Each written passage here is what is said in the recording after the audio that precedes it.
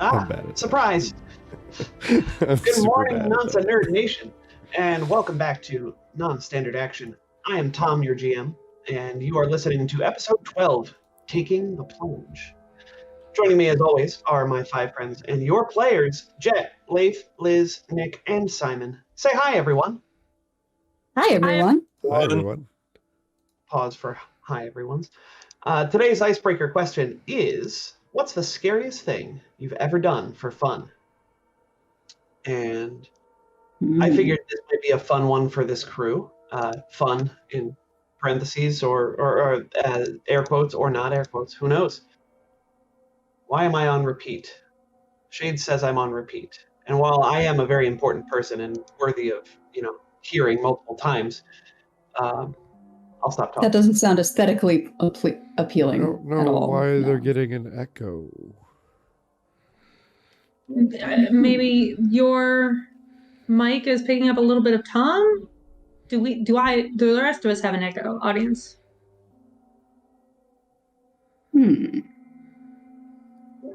It's more than an echo, Shade says. Weird. I don't know. I mean, I have my headphones on, so they shouldn't be hearing anything. Liz had it for a moment. Seems off and on. That's very strange.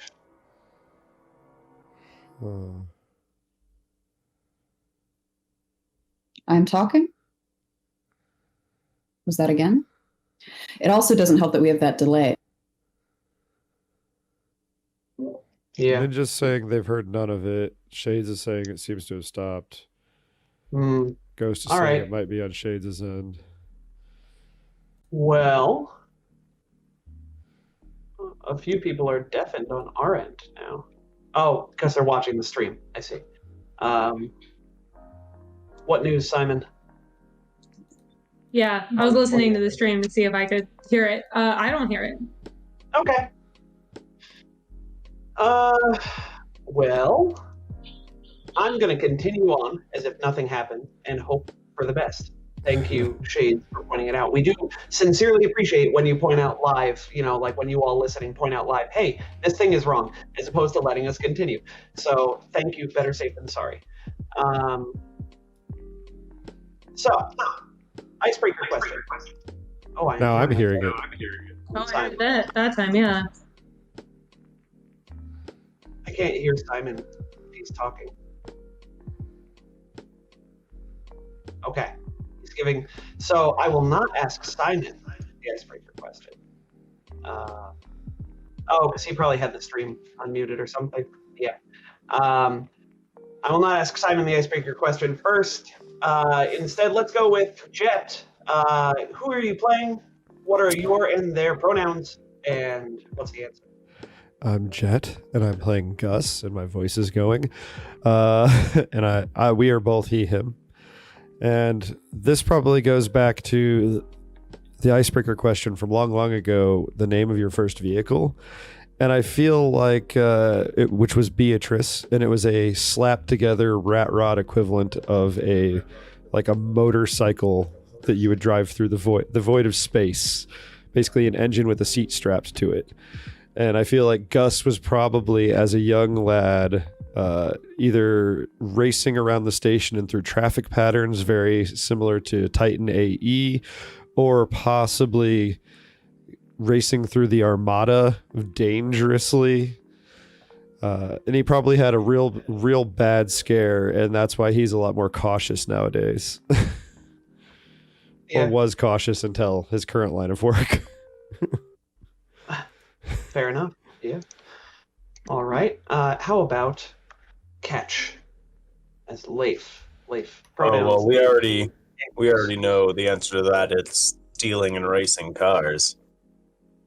I don't know how much more there is to say about that. Yeah, that's kind of Catch's lifestyle. Yeah. That is fair. Some of these questions are going to be easier for some characters than others. Leif, would you mind giving our audience yours and Catch's pronouns? Yes, I am they, them, Catches, he, him. Perfect. And Liz, Auntie Nuna. Auntie Nuna got into all sorts of shenanigans as a youth. Back then, so I'm Liz. I use she, her. Auntie Nuna uses she, her now. At the time when she was younger, she started off he, him, and then I think at this phase was probably they, them. And they had a bit of a problem with enjoying doing things because they could rather than because they should. And at one point, definitely broke into some places to steal information that they said they needed at the time, but it was really just to prove they could. And that happened fairly regularly. Yeah. All right. Nick as Sloan. Pronouns and answer. Hi, I'm Nick. Whatever pronouns. I play Sloan, who's the she, her pronouns. And look, exactly what was this first question phrased, Tom? What was the most dangerous thing you ever did for fun? Scariest thing you've ever done for fun. I don't know. Sloan's done a lot of stupid, scary things for fun. Does breaking out of the Steward flagship count? Yeah. Did you do that for fun or survival, though? Probably gonna kill me. Well, yeah. Can't have much fun if you're in jail, I guess. It's true. So it was mostly for fun, right? Breaking out. It was for future fun. For It was future to fun. save any and all future fun. Sure. Yes. Yes. Okay. All right. And last but Pissing not off least, Sinjin, that was for fun. you what? That's probably the scariest thing I've ever done for fun. All right. Stealing the severance package. Yeah. Again, not and fully Maria, for fun. pronouns. Oh wow, I must be like on a super delay or something because I just got like a bunch of sped up conversation. I apologize if I talked over anybody. No, that was weird. I heard that too. Like a lag spike. Huh. Well, Simon, pronouns and answer. Well, first of all, can you hear anything I'm saying? Yes. Good. All right, so as far as I can tell on this computer, the microphone but not the headphones work on this headset. I've turned down volume enough so hopefully there isn't reverb, but I can turn it down more if our audience complains about it. Yes, I'm Simon, he, him, playing Maraeoth, they, them. And the question was the scariest thing they've done for fun. Yes, I'd like to imagine on one of their previous crews, they've been on a lot of different crews for EdgeCore, they befriended this like particularly mischievous Ysoki, as yet unnamed, and they had like a race through like an active construction yard, and Maraeoth lost terribly, but they just had fun. Nice. But a lot of constituents were sacrificed on pursuit of that fun. Oh gosh. Well. A lot of wild. Look. It was worth it. Okay, they knew what they were signing up for. Look. Some of you may die, but that is a risk that I am willing to take. Yeah. You almost had it. It was Maraeoth- almost flawless, Tom. Maraeoth is a Thanks, that's- democracy, unlike Zap Brannigan or whoever said it. Oh, Sacrifice I'm willing to make. I Don't was come quoting Lord half Farquaad. cocked with those Shrek quotes with me here, Tom. Oh yeah. Listen, I'm picturing like, that's my whole aesthetic. Ask Sarah. I always I get Lord of the Rings quotes like 95% correct every single pronking time, and it drives me crazy because she I knows see. So every you single one. are a person with great approximate knowledge. Si- I do have an approximate knowledge of many things. Simon, I'm picturing all the constituents in tiny little stunt person outfits with little capes and helmets. Uh-huh. Yeah, they were all really excited about it.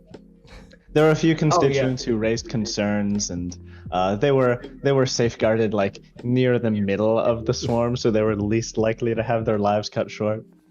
But again, like each constituent lives like a week. It's not as big of a deal. Yeah.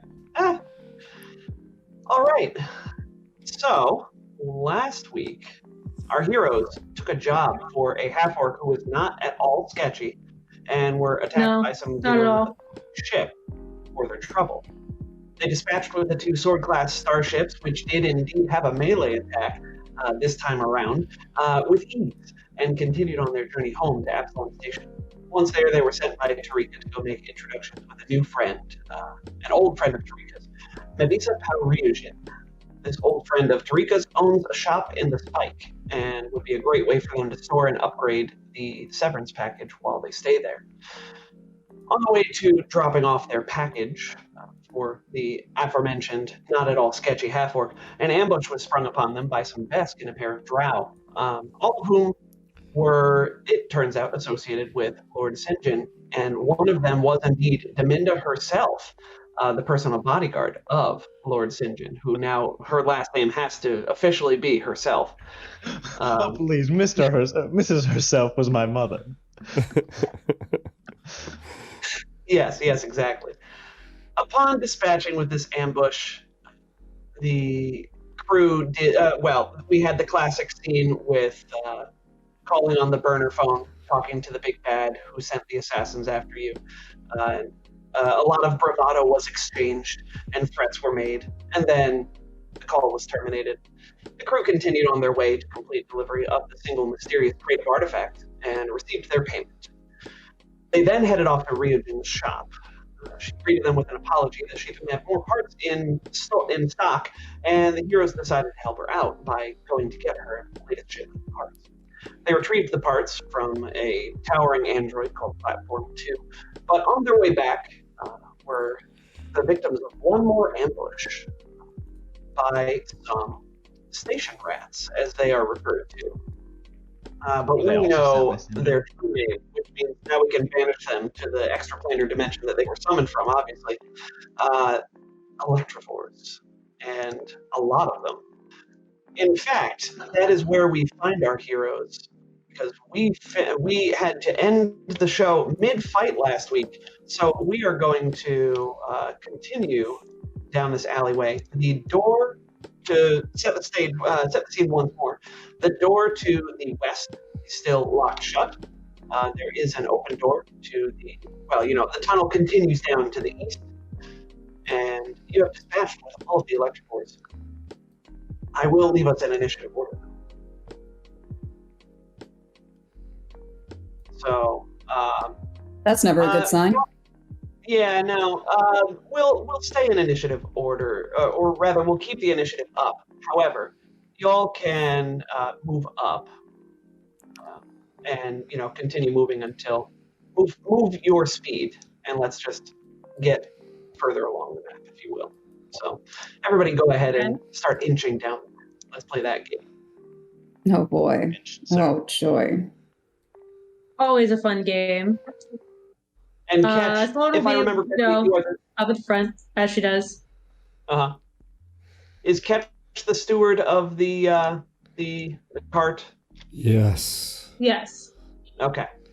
Good to know. Catch is the steward of the cart, and probably the back of the group as well. Yeah. All right. I have moved. Right, Sloan, you can stop right there. Because as you step right there... with me, please. What was that? Oh. Gus, be with me, please. I like to think Gus stays right on my left shoulder at all times. How many times I've gotten into trouble. There, Gus will be right next to his captain, protectively. Thank you. Much appreciated. Okay.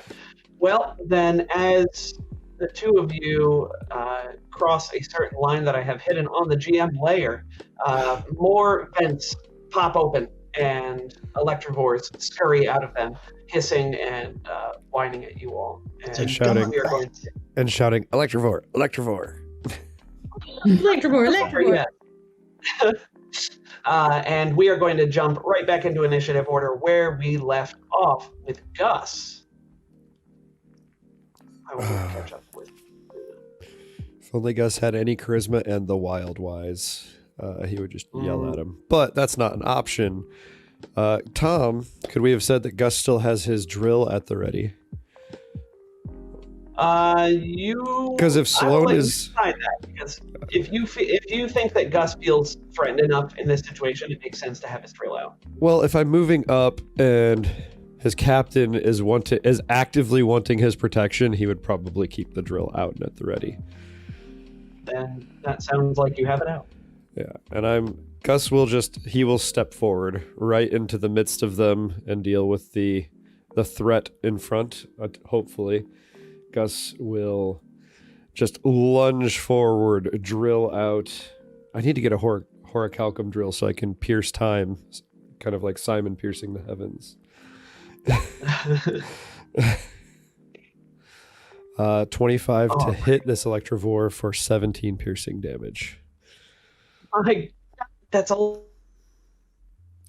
Piercing damage. 3x on that weapon? What? You just froze for a moment. It is 3d6, yes. That is nutso. A lot of d6. That's a lot of d6 for a level 5 character. It's a level 6 weapon. Electrovore. That Electrovore is already looking pretty rough, pretty prunk and rough as a drill just digs into it. Auntie Nuna is going to spot the yellow one down here to the south.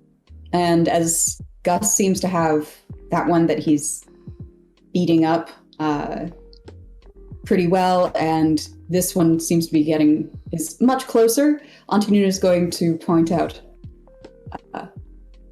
oh, over there. Get him. Or get them.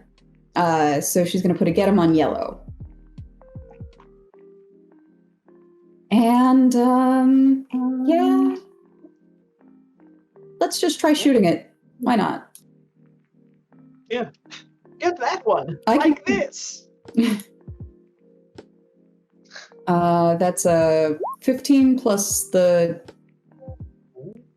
I forget what my bonus is for get him. +1. +1. Right. So 16? That is going to be a hit against Woohoo! AC for 4 points of fire damage. Get them. Like this. Excellent.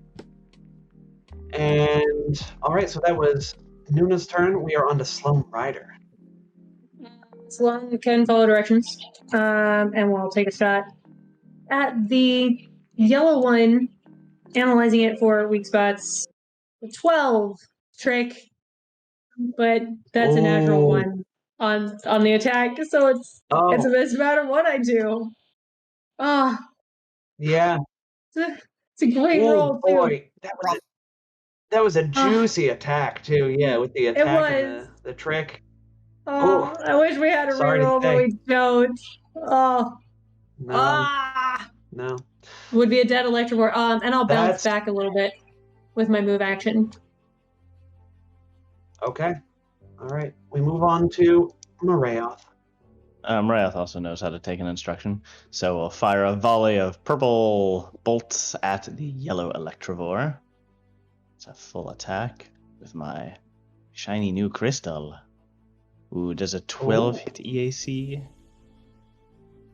12 versus EAC. Is that including the +1 from Get 'em? Tragically, yes. All right, so that's a 1 hit for max 13 damage. Marayoth is briefly jealous of Gus's drill. Now, Tell me, how much of this damage is electric? Oh, you're right. 4. So more like All right. 9 So damage. the cold damage is going to go through, but you are shooting an electric rat with Yeah. electricity, and it does Yeah. not seem to Yeah. notice it at all. Yeah, I've in had fact. better. But I've had better that's moments. okay. It's fine. There was that time when you were fighting the Shobads back in book 1, and they were resistant to cold they had like cold resistance, and you Cold. could do damage each round. Ooh. So, yeah, look at how far you've come. All right, so that is Marayoff's turn, and we will move on to Catch. All right, yeah. Jeez. The music swells right as I start to speak. Let me turn that down here. Catch will have a look at the one that we're all shooting at, size it up for its weaknesses, activating superior firepower, and takes a shot. 22 to hit. All right, starting strong for 18 damage. That's max damage. Yikes. Max unboosted, I should say. That's a pretty pitiful hit, if I do say so myself. Yeah, just terrible. 18 I didn't damage. deal 30 plus damage this time around. I mean, I feel like I haven't succeeded. Yeah. Remind me, which one were you shooting? The one we've all been focusing. Oh, okay. Well, tell me how you end this Electrovore.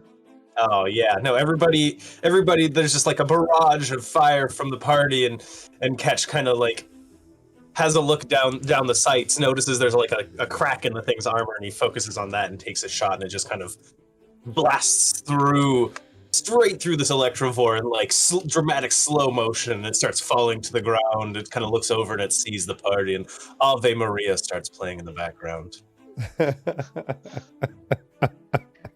Yeah. Is that dramatic enough for you That's guys? a bit excessive. I don't know if squawks deserve that gravitas. It's Electrovore. How about Electrovore? Also, not those. It's kind of like in Fallout 4 when it goes into like that slow Low motion. Yes. You're killing Yeah, a like rat thing. roach. And it's like, yeah, it's a rad roach. Look at this super cool kill. You're like, yeah, I could have stepped on it and I would have died. So I definitely didn't forget to roll their initiatives. So the Electrovores have just been delaying till now for the dramatic moment. So Of course. Makes sense. yes, thank you. So here they go. Purple Electrovore is going to decide whether it's going to attack Gus or go after Sloan. And we're going to roll a d4. Odd is Gus, even is Sloan. Even is Sloan. So Purple Electrovore darts down the hallway towards Sloan and is going to make... That's going to provoke an attack of opportunity. That's fine. These things do seem to be crazed. Okay. It's Most actually damage knife. over here. Ignore the That trick. doesn't Obviously, hit. it's not a trick, but that's only a 12 versus KIC. Sadly, that's not going to hit. Too bad. And it would be an 11 because you've got your morale bonus in there, and this one is not get 'em. So The miss. this Electrovore moves over here, and then it's going to electrical discharge. So I need everybody in a 10-foot radius to go ahead and make me a reflex save. Or is it 15 feet? It's definitely me, either way. I'm going to go ahead and make Oh, yeah. one. No, definitely you. Oh, that's a 28. Woo! All right. Operatives for the win. 12. Oh, it is 10 feet. So, Maria, you are fine. Yay. All right. Auntie So- Nuna got... Oh, is Auntie Nuna on that? Yes, you are. Yes. That's Oh. a 14. All right. Regrettably, the only one to have failed is the one that doesn't care about electric damage anyway. So anybody who beat a 13 is going to take 2 points of electric damage. And No points of anybody- electric damage, you say. Yeah. And then, Catch, you take a whopping 4. Mm-hmm. Yeah, yeah. Good. All right. So that is Purple's turn. And now Pink is going to... Yes. I hate to shoot us in the foot, but should we be worried about our cart? Yes, actually. It's attached to me still. It's doing fine. That's what this red blob is. Yes. Right, but it's in the radius. As the electrical discharge goes off in a 10-foot radius around the Electrovore, the cart does take, we'll say electricity sort of arcs into the cart, and will do just a little bit of something that you might want to take a look at later. And Good thing it's attached to me. yes, it is attached to you. So, sorry, I'm still a little congested. We will go on to Pink, who does have a target, and will attack that target with a tail slap. Whoa! That is a 25 versus Gus's KAC for 7 points of bludgeoning damage. That will hit. I figured as much. And your rebuttal? My rebuttal is to spin, just push a button on my drill and spin it up even faster, hopefully doing even more damage. Why was it at medium speed? There's just standard. I'm overcharging it. A 13 versus KAC, unfortunately, for 20 damage. Such tasty, tasty damage. All gone. You missed Curses. by this much. By this much. Yes. And we are on to Auntie Nuna. Well, Auntie Nuna knows how she can best assist with this. She's gonna get the pink one. Oh wait, no, she's gonna get out of range of this one first. And yeah, no, she's self-serving, so a little bit. And Gus is a big boy, so all right, everybody, you know you can get that one too. I'm a big boy. All right, so getting purple. Yes. Right. Get 'em is on purple. +1 morale bonus. Slow Rider. I'm probably muted. I was muted indeed. Sloan will take a step back. An attempt to shoot purple with a trick. There we go. There is the scorch gun. Well, that is not tricked, but how about a 14 hit EAC? Yeah, a 14 will meet EAC. You have found the magic number. 5 points of fire damage. 5 points of fire damage, indeed. That's all I got. All right. Short, sweet, to the point, Marayoth. Marayoth is sad about this whole electricity thing. Instead, they will try to blind this Electrovore who... No. Yeah. Yeah, and I bet Ketch is going to kill Purple, so Marayoth will lend a hand to Gus over here, who's been cruelly abandoned by Auntie Nuna. Thanks, best friend. No problem, best friend. By the way, you should say best friends, I guess. My apologies. Can't really. Yeah. Still trying it out. It's so new. 15 versus KAC. Ooh. On purple. That will do it. On pink, sorry. Pink is now blinded. By the light. It's a sad Kasatha. Purple void energy. How does blinded by the purple void energy? Yeah, how does that manifest, Simon, in this case? Oh, It it makes a lot of sense with like void energy. Well, in both cases, you can be blinded by bright lights or by darkness. So it just sort of wraps it. So the purple energy wraps itself and makes like a halo around the Electrovore's eyes, and it can take a move action to kind of dismiss it. Yeah. I'm just imagining it like coming up behind him, like, ooh, guess who? Covering its eyes from behind. Just two glowing bugs fly out and land on the eyes, just covering them.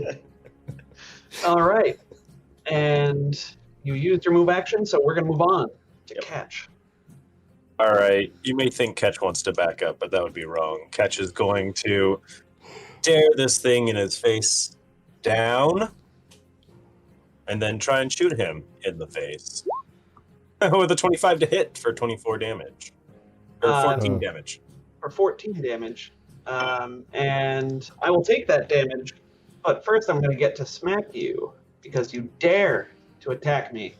I do dare. Ranged weapon in melee? How rude.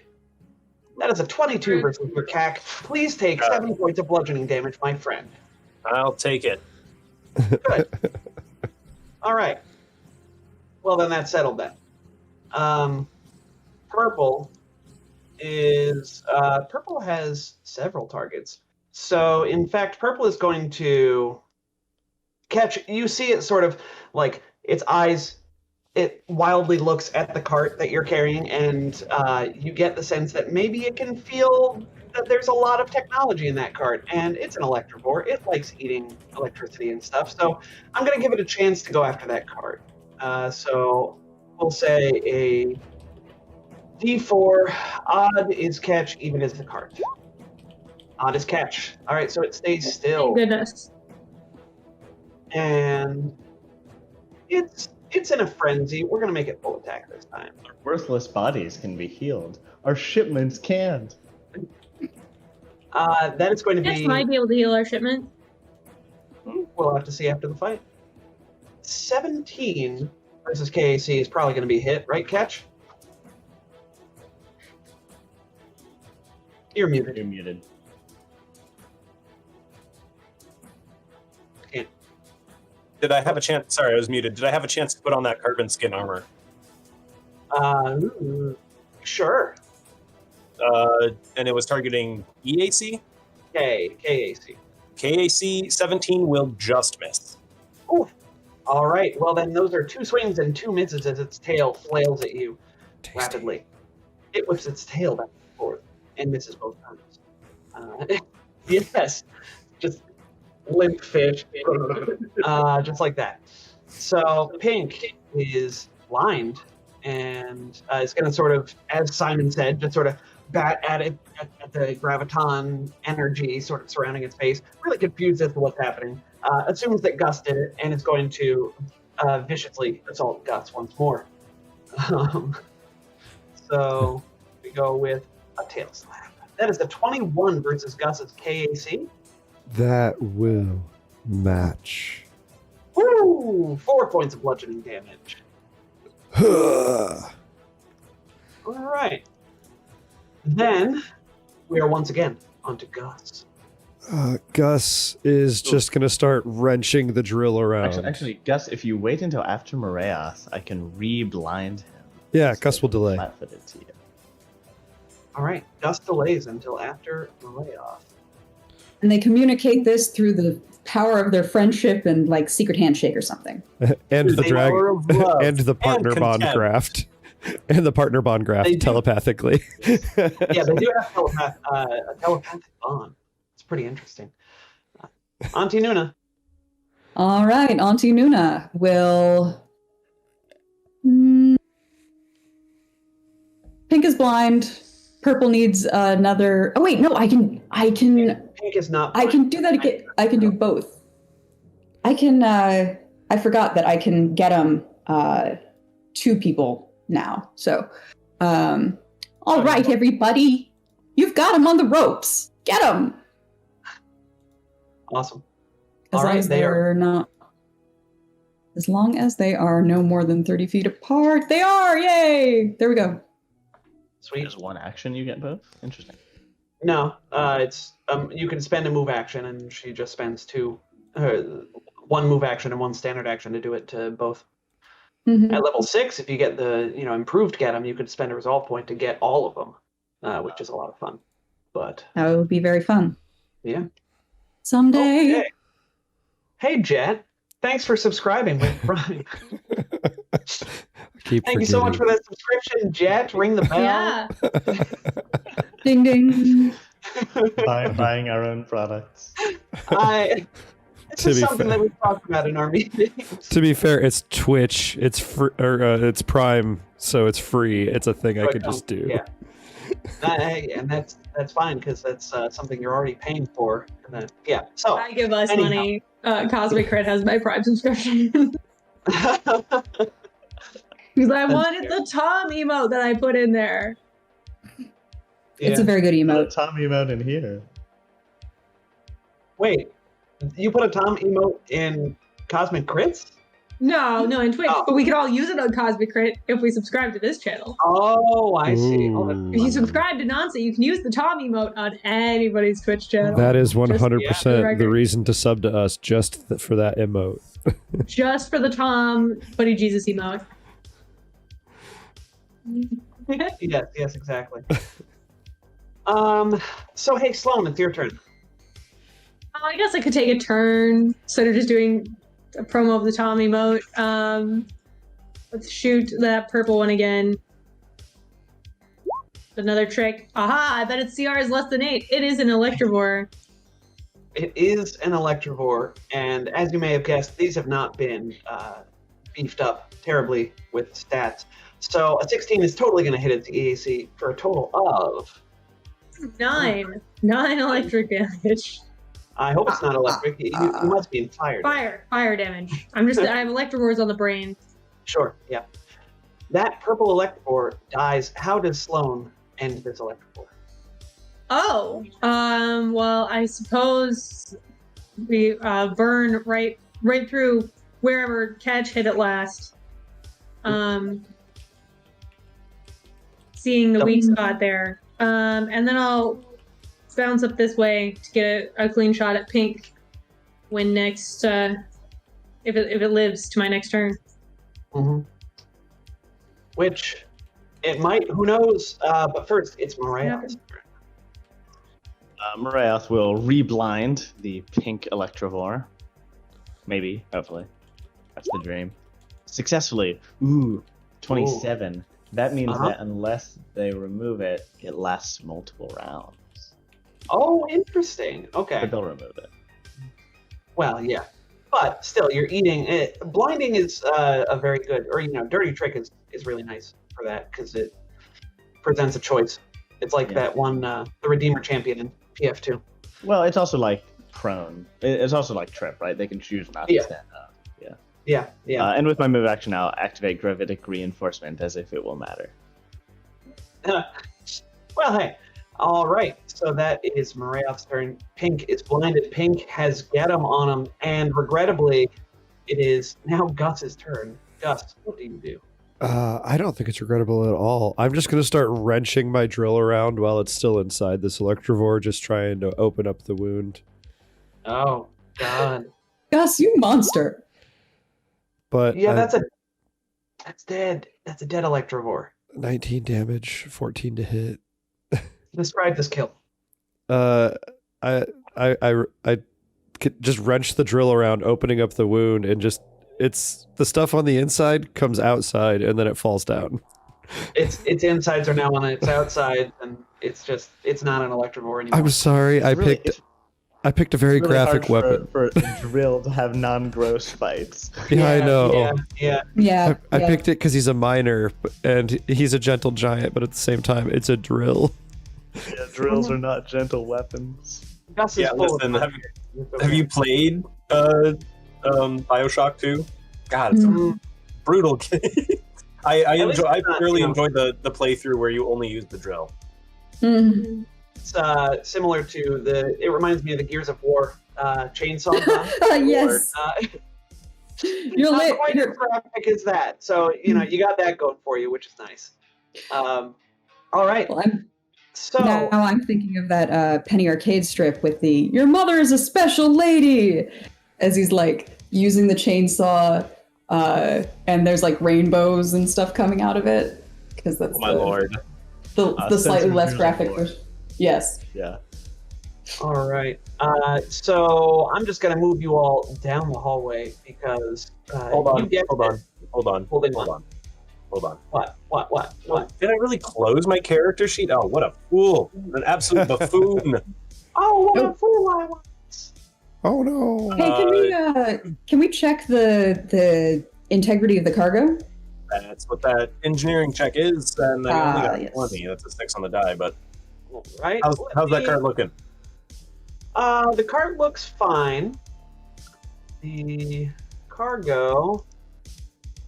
Yeah, it looks like there might be a little bit of damage to the equipment inside. It looks okay for now, but it's probably you're probably not gonna want to be in this alleyway to perform repairs on it. You think that you can with another successful engineering check, but not right now. All right. Well, yeah. Okay. Never mind. Okay.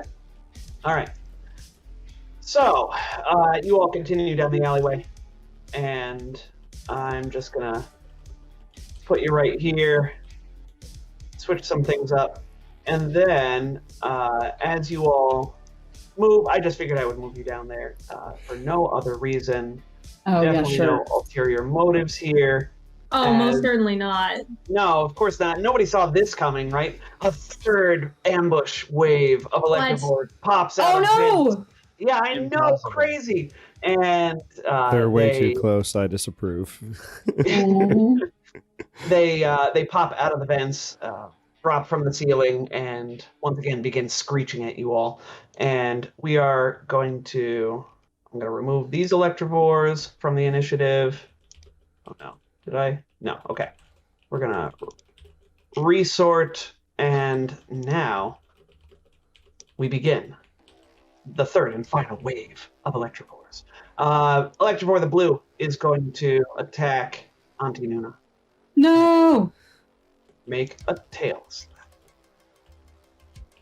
I got a 23 versus Auntie Nuna's KAC for 6 points of bludgeoning damage. All right. Interestingly enough, Tom, I can't seem to select Auntie Nuna. That is interesting. You should be able to. I can Nope. move on to Nuna. Oh, sorry. No, my tool was wrong. Because I yeah. had measured things. And The I'm sorry, how much classic damage was blunder. that? Oh, 6 bludgeoning. Okay. All right. All right. Excellent. Slow Great. Rider, I'm so we're happy. back to you. All right. Well, I don't like those electropores in my face. I'm going to step back. And I will. Oh goodness! I'm going to take a shot at red with a trick attack. Oh, that's an 11 to trick, so 25 versus flat-footed EAC. You gotta be kidding me. Oh my gosh, how much damage is that, Nick? 29 fire damage to Electrovore the red. That's almost max damage on the trick.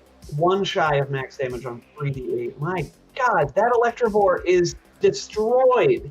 You killed it in one shot, you monster.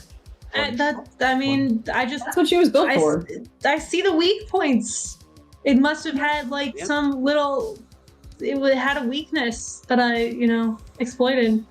Oh, you- Lack of C4 you strapped too? to the side of its head. It was a real strategic misplay. Jeez Louise. All right, I well, also see the Red, weak points. Red falls to the ground, a smoking hole punched through its head by an excellently placed shot by Yep. a Sloan Rider, and we move on to Marayoth. Morath will get out of electricity range, sort of rushing head, and then whip around in a little tornado. And actually, can we confirm? I asked in Twitch, but does blinded make you the enemy flat-footed, or does it just? It give does. You can't see you are flat-footed and take Oh, a it does say that. -4 I'm- penalty to I'm strength and blind. I'm dexterity-based skill I'm checks. flat-footed. Okay. No, you're right. You're right. It's in the. I just missed it. Yeah. So that's a blinding attempt on Orange, helping Gus Oh. out. 21 hits. Orange is blind. Okay. And that's going to be that. So we move on to our friend Gus. I am gonna just continue to be gruesome and just Maybe this time I'm going to just bat at it with the drill. I know technically it's going to do piercing damage, but I'm just like, there's only so many ways you can describe going, Trust with my drill. I trust. I trust. Oh, thrust. I'm just going to try and smack Not, it not a good aside. enough excuse to use the word thrust. 27 to hit KAC for 18 piercing damage. Okay. Unless they are magical constructs or magically created undead and summoned. No. Nope. Good try, though. Always can't hurt to ask. Catch. Onto you, my friend. All right. Catch at the ambush kind of like went to protect himself from this electrovore, but then there's like a loud zap and it like sizzles and falls dead, and Catch sees Sloane on the other side of it and gives her a nod of appreciation, and then just whips around and starts shooting at Blue. Okay. Yeah, we're gonna eyeball him and then we're gonna shoot him. Another 24 to hit for 17 damage. Woo. 17 Sonic sonic damage. And I feel like I need to mention this because I forget it and everybody else forgets it. I don't hit like particular points. It's like thing is enveloped in sound and then resonated into jelly. So Yeah. Kind of like how back when I used to work in the lab, we'd essentially make smoothies out of our samples with these sonic mixers, which were like a wand that you would submerge in the liquid, and it vibrated so fast that it just kind of made like it into a blender milkshake. kind of deal. Yeah, and to be Basically. clear, this was a literal brain smoothie, right? Yes, it was. I was going to leave that part out, but you know, glad you didn't. The more I So not- know. So not a on smoothie occasion that it was you drank. no. On occasion it was placenta. Ah, Oh, that's way better. even better. Well, all right. Just Anyway, picture a rainbow. Also, one other thing, I do The apologize. more you know. I'm a little out of it. It was my house matron's birthday last night. It was also World Goth Day yesterday, and it just lined Oh. up so perfectly because she's just the embodiment of, and so yeah, I'm quite hungover. So excuse me. you are Oh, don't totally worry. I didn't notice anything different. Oh. I didn't think you would. All right. So that is Catch's turn, and I move on to. Oh nope, Red is dead. Red dead. There will be no redemption. On to Auntie Nuna. All right, Auntie Nuna is going to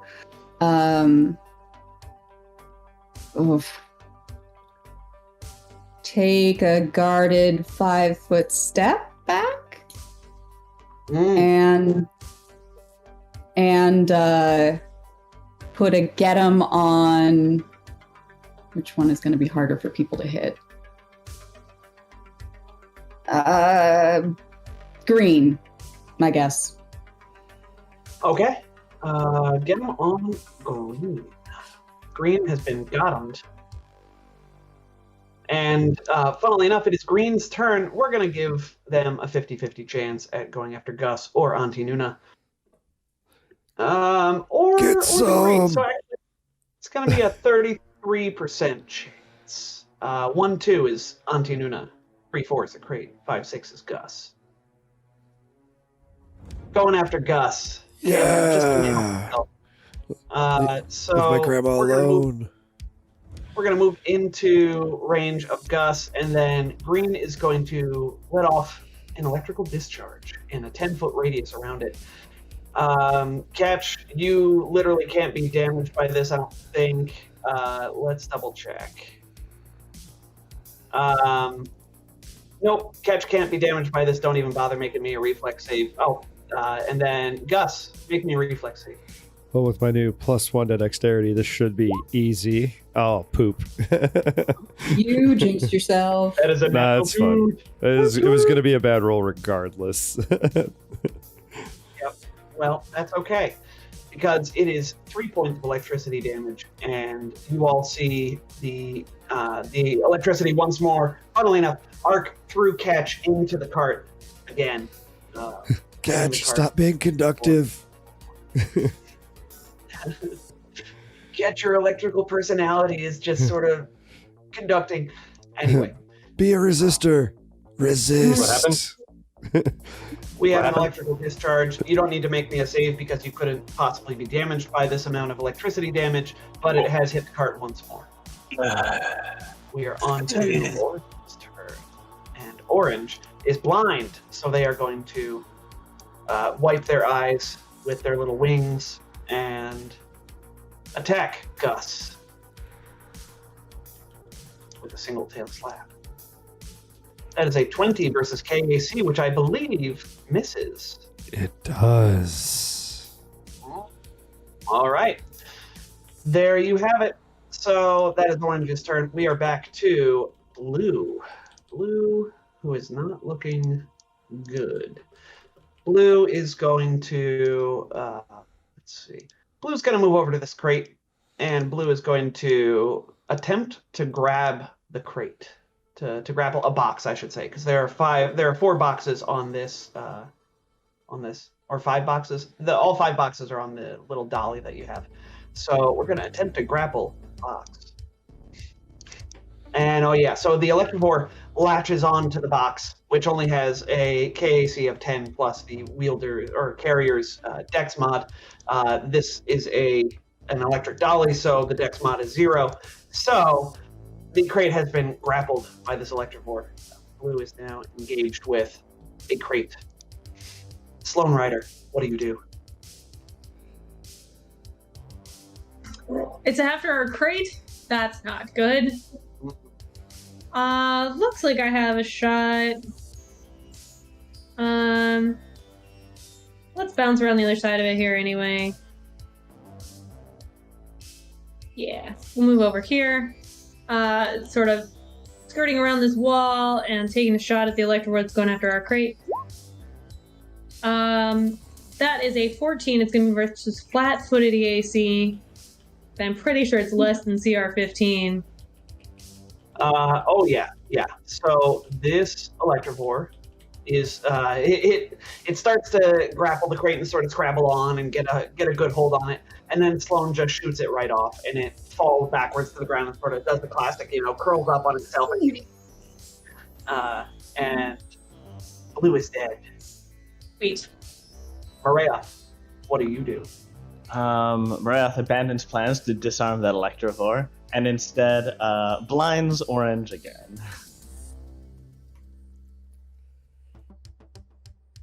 Whoops. So 24 probably successfully blinds Orange. Oh, and yeah. Give my move action over to Harold. Thanks. Gus, your turn. I'm just going to keep waving my drill around. Get out of my face! 21 versus KAC for 20 damage. Which one were you attacking? I assume Orange. Orange. My vendetta against Orange has not been satisfied. Well, it has now, as Orange drops to the ground, dead. In pieces, most likely. Catch. We're on to you.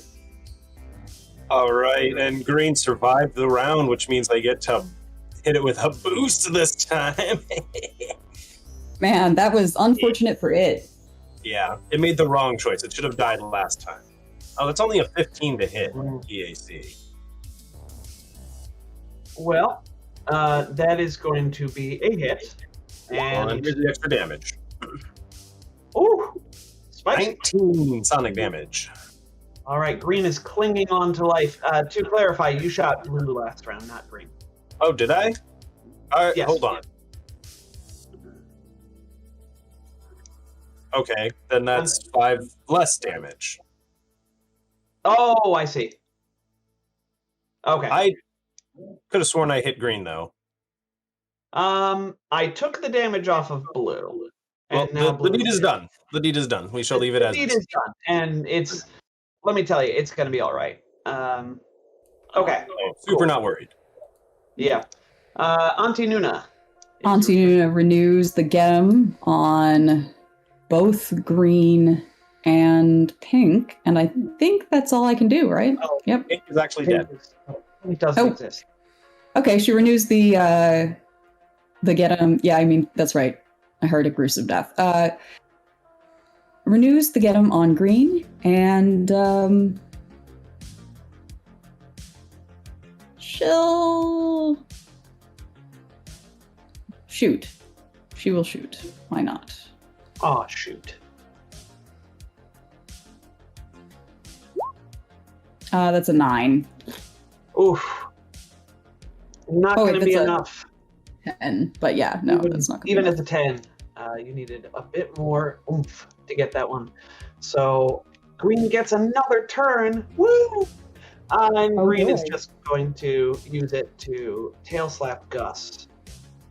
It is going to attack No. once. Yes. No, it's a miss. That's 17 versus CAC. Please I move on. I Ignore deflect me. it with my drill. The spinning part of the drill just throws the tail wide. Yeah. Sloan Rider. You're muted. You're muted, my friend. Oh, yep, I am. Let's bounce down here to the south and take a shot at green. It's a 26 versus flat-footed EAC for a total of Woof. 25 fire damage to Electroworthy Green. I think I'm starting to be a real operative, folks. Yeah, yeah, that's Just wait till 7. You're Oh my definitely God. operating at a higher level. that's a crazy amount of damage. 25 points of damage is more than this Electrovore started its life with. So Yeah. that's definitely a dead Electrovore. And we are now finally out of combat. You get to the end of this hallway, and I imagine continue on. Putting some distance between you and this strange ambush alley. Yes. Yes, I think so. Seen Bye, an Ghost. ambush alley. Have a good day. Yes, but all right. So after the fight, you continue heading down the path. Catch, do you want to take a look at the cargo now? Holding. Yes, I Auntie do. Nuna can take a look at as well. Of course. She has engineering. So your concerted efforts. Who's gonna? So Catch's initial Take that. initial assessment was that you would be able to patch up any damage done to the cargo. Looks like mechanically speaking, you're going to need 2 successful engineering checks since the crate took we'll say two hits. The cargo took 2 hits. So who's Or going to Hear me out. Uh-huh. Mending. Oh, interesting. Magic. Y'all remember how Catch is magical now? That's right. Catch is magical. Oh my god, I wasn't forgot paying it. attention to. I forgot how the- Catch is magical. How does that work? Level 5 feet. I took. Yeah. Technomantic Oh, Dabbler. right. Nice. It's a fun one. I like Technomantic Dabbler quite a lot. And goodness, when I was looking at my notes, I missed Catch rolling a natural 1 on engineering, Auntie Nuna rolling a natural 20 on engineering. So I think how this manifests, correct me if I'm wrong, Catch and Auntie Nuna both look at each other and then look at their own crates and begin going to work. Catch drops all of his tools on the ground, and Auntie Nuna is already finished. And so Catch just sort of kicks the cart a little bit and then points a finger at it and forgets that he was magical momentarily, and it actually so both of your crates damage has been negated, repaired. Head canon accepted. Tom. Although I guess it's- if we're the creators, then it is canon. Seeing as how we don't know what's coming in front of us, Gus is going to expend a nanite surge, and he's going to recover 20 stamina points very rapidly. Wow. Well, All I right. took 10 minutes to do that mending, so you could have taken a 10-minute rest. Yeah, with the way things have been going for Gus in combat, I'd rather spend a nanite surge than a resolve point. That's fair. Yeah. But I appreciate Fair. that, Leif. All right. So, you continue on down the path. Like 2-3 minutes later, after you start walking, a goblin steps out from an alcove in the wall. Greetings, travelers. The name's Zootgark, and I'm here today to help you. He's little goblin, big trench coat. Sort of, he gestures broadly to you all. Word is there are some terrible mishaps going on with the electrovore population around these parts. They've been getting frisky with travelers, if you get my meaning. Auntie Nuna is going to sense motive and be like, oh, like, you don't say. Oh, yes. I just so happen to have a spray that is guaranteed to keep pesky conduit rats at bay. Just 200 credits a pop. No, That's it, no. 27? Catch will just walk past him, like push him out of the way by the face. Wait, let us hear him out. Gus looks confused, torn The between the two. 27 from Auntie Nuna on a sense motive. Auntie Nuna, you get the sense that he is totally full of phlegm. Anybody who would like to can make me a life science check as well. Oh, Morale, what? Morale sniffs the spray. Something I can do. Sniffs, analyzes? A bunch of constituents sniff the spray. The little feelers come out and Yeah. waggle over it. Maria, you think such a spray could exist? Like, that sounds logical. Yeah. You spray. purchased People have it. tried to spray you with repellent before, and that kind of hurt. So, like, Yeah. Yeah. But,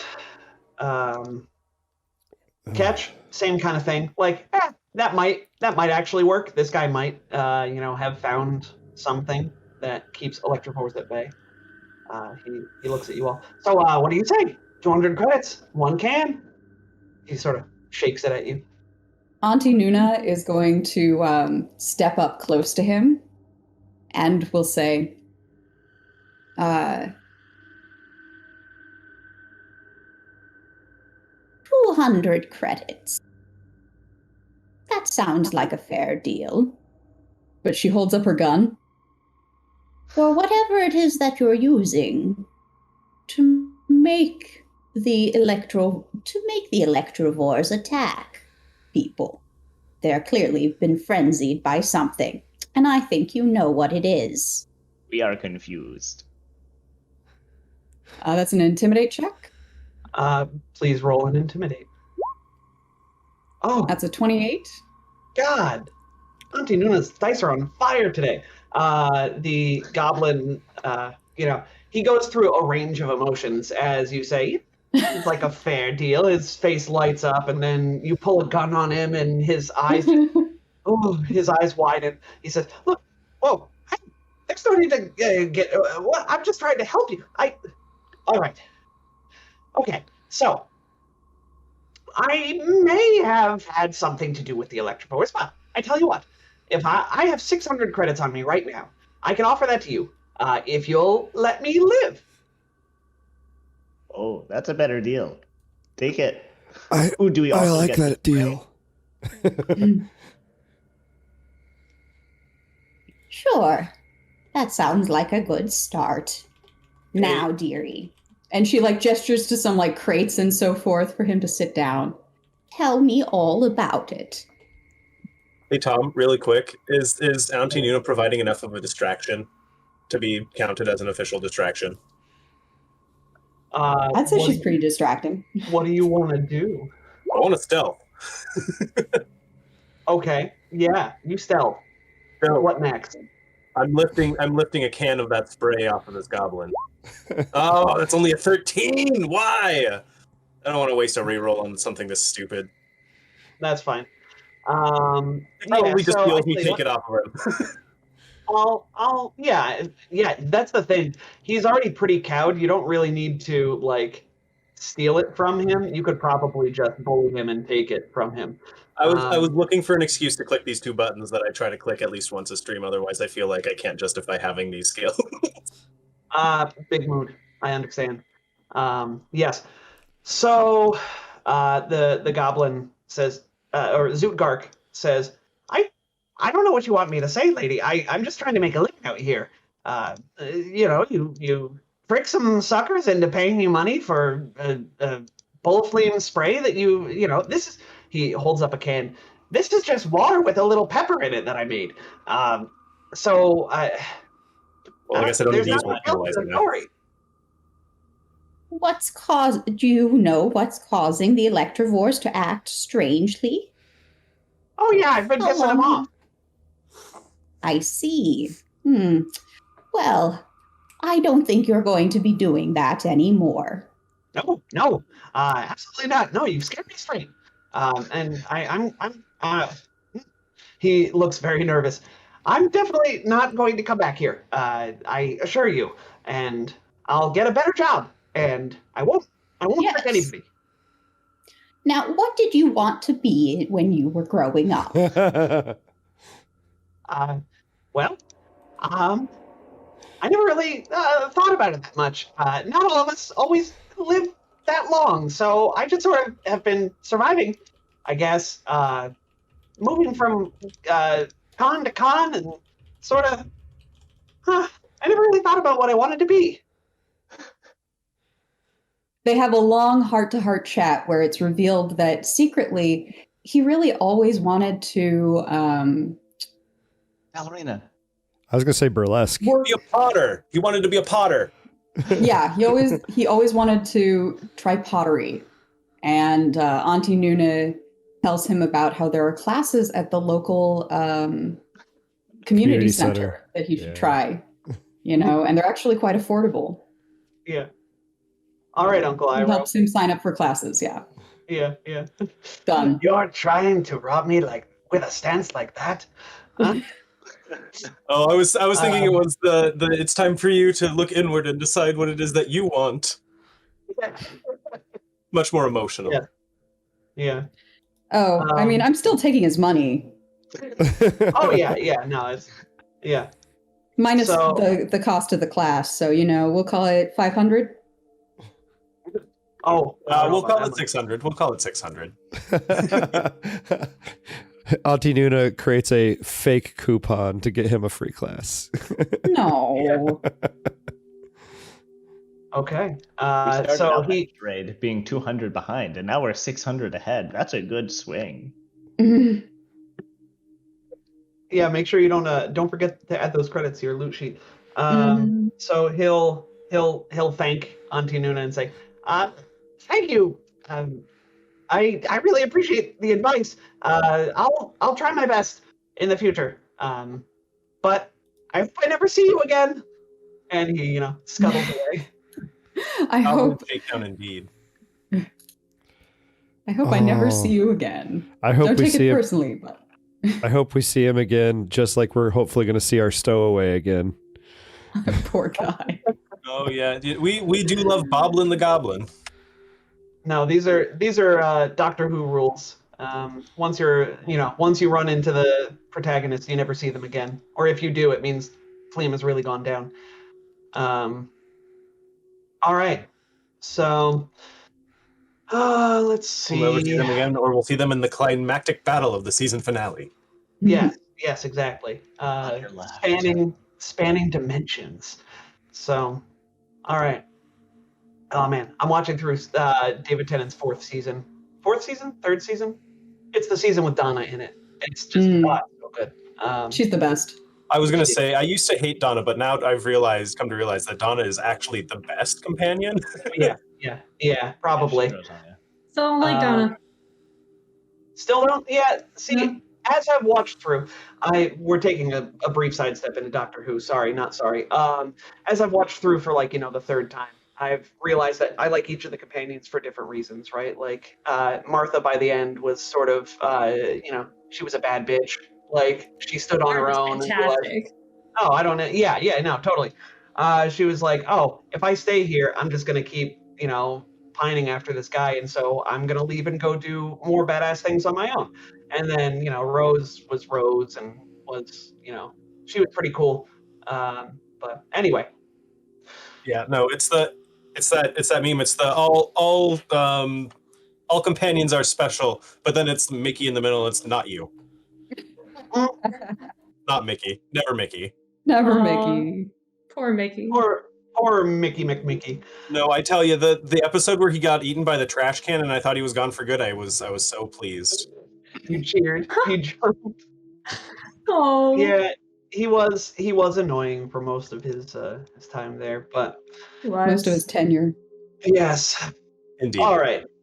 So back Now in that's Star- out of our system. you all make it back with little issue after the Electivores and Zootgark. Once you return to Ryajin's shop, she brusquely says, "Good, you're back. What did Platform have to say for himself?" Geez, I don't even remember. Apparently, no one would take the shipment because the tunnels were infested with electrovores. We've Well. solved that problem. Did you now? Right. Excellent. Well, I hope that allows them to continue the supply chain then. So I assume that there was some trouble then. There was, but we managed to get your supplies here without too much trouble. And free peppermint water. Well, let's have a look at the equipment then. I thought they were going to look at she- the peppermint water. Takes a look at the crates, and after some time, two arms crossed and two on her hips, says, "Oh, and a ghost of a smile on her eyes, in her eyes, for that matter. You do excellent work, though I imagine you would be wasted as couriers. Here is the full 5,000 credits, as we agreed." She hands you a cred stick. Now, if you all would like to park your ship here, I don't know where you left it prior, but here is the code for the little docking bay kind of area. So for her garage, because Ryajin runs a garage, here's the code. You can leave your ship here for as long as you are on the station. And I would be happy to supply you with any parts that you need at cost, of course. So that's that. Ooh, good. So then, so we'll fast forward through you all going to get the ship, bringing it there, doing some upgrades to the Severance package. Gonna do some upgrades. Yeah, which is now a tier 5 starship. Pretty cool. What are we gonna talk about? Thanks, yeah. I'm pulling for that trick attack, Tim. Mm-hmm. What were you going to say, Simon? Do we want to talk about what we upgraded? Sure, if you all want to. I'm happy to. Did Go over someone that. else So upgrade what- already? What's a Tim? We did some stuff, Nick. We got the trick attack Tim.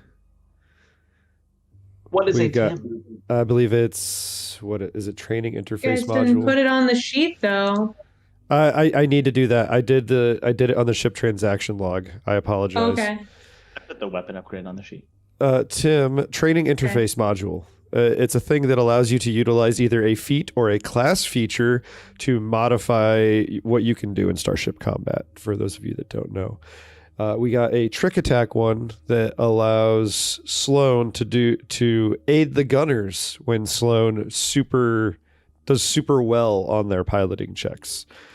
And then we also got an enhanced resistance one because Gus recently took the enhanced resistance feat, which allows him to spend our RP to re-roll failed athletics checks to do his chief mate actions. And we also got gold level insurance in case our ship's destroyed. We'll get the full BP value back. And then Very Simon, what nice. did you do? Oh, I didn't have too many BP after you did that, so all I did was upgrade our flak cannon to a laser net, so it's slightly better at shooting down all them missiles. Mm, Nice. Slightly more damage on that, I think. Less damage, but better at shooting down missiles. Oh, okay, cool. Well, that's the important thing anyway. Indeed. Okay, great. So, you'll take a day to do that, probably, to make those adjustments and whatnot. And Hey Tom, then, yes. can I go get surgery?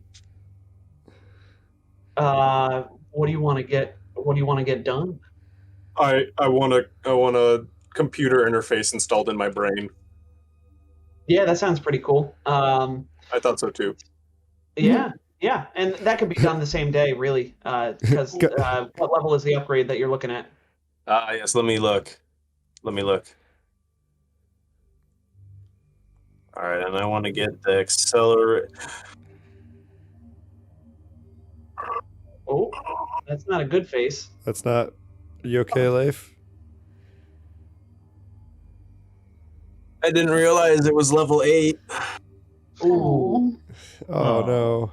Oh, Is that punch card going to be good for when we hit level 7 or level 6? Oh yeah, yeah, Okay, never mind. I'm not worried about it then. yeah. Just gotta be here is the thing, because it's to a shop on Absalom Station.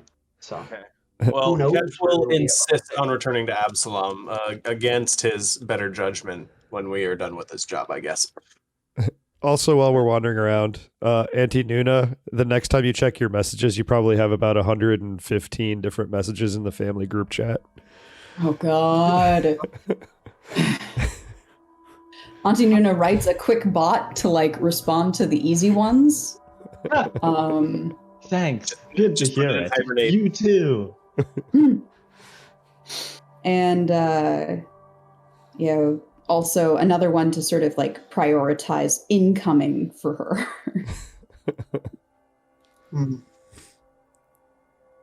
All right. So time Auntie passes. Nuna has superpowers that I wish I had. Right. Time passes, and about a day or so. After that, you all the next day get a call from Tarika asking if she can, meet you all on the severance package, and she mentions a job for you all. Ooh, job. Ooh.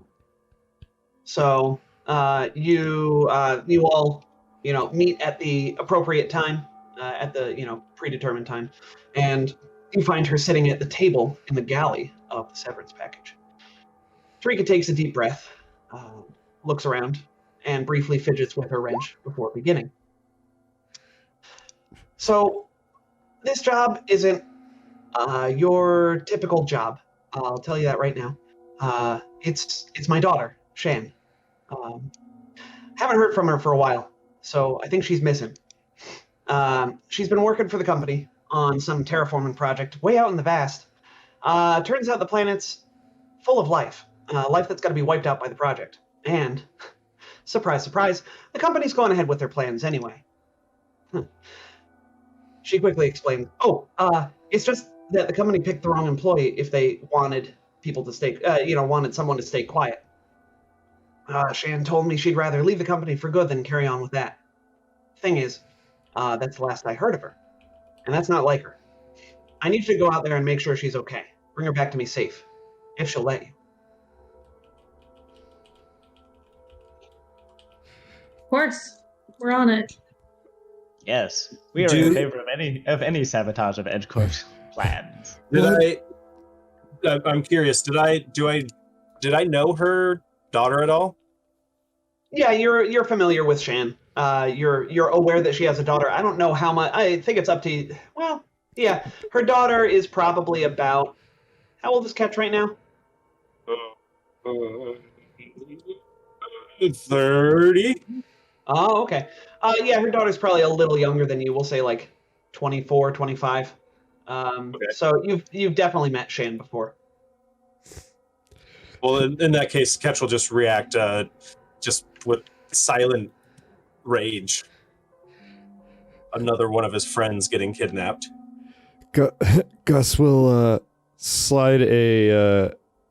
a delightful like seafood omelet in front of Tarika. Anything for you? Oh, thanks, you all. I don't know why I was so nervous. You all are good people. I know that. But I'm real worried about her. So here's what I know. She's on a planet called Entha, out in the past. Entha's a water world. Right now, it's nothing but a company town while they work to terraform the planet into some kind of highfalutin resort. There's no reason for folks to show up there unannounced. Fortunately, I have your way in. The company's pushing all their equipment to its absolute limit, which means they need a regular influx of replacement machine parts. She hands Sloan a folded piece of paper with an address in the spike and a shipping manifest. This is a warehouse here on the station where the company's next delivery is waiting for pickup. Of course, like always, there's a catch. Of course. Wouldn't be a good job without a catch.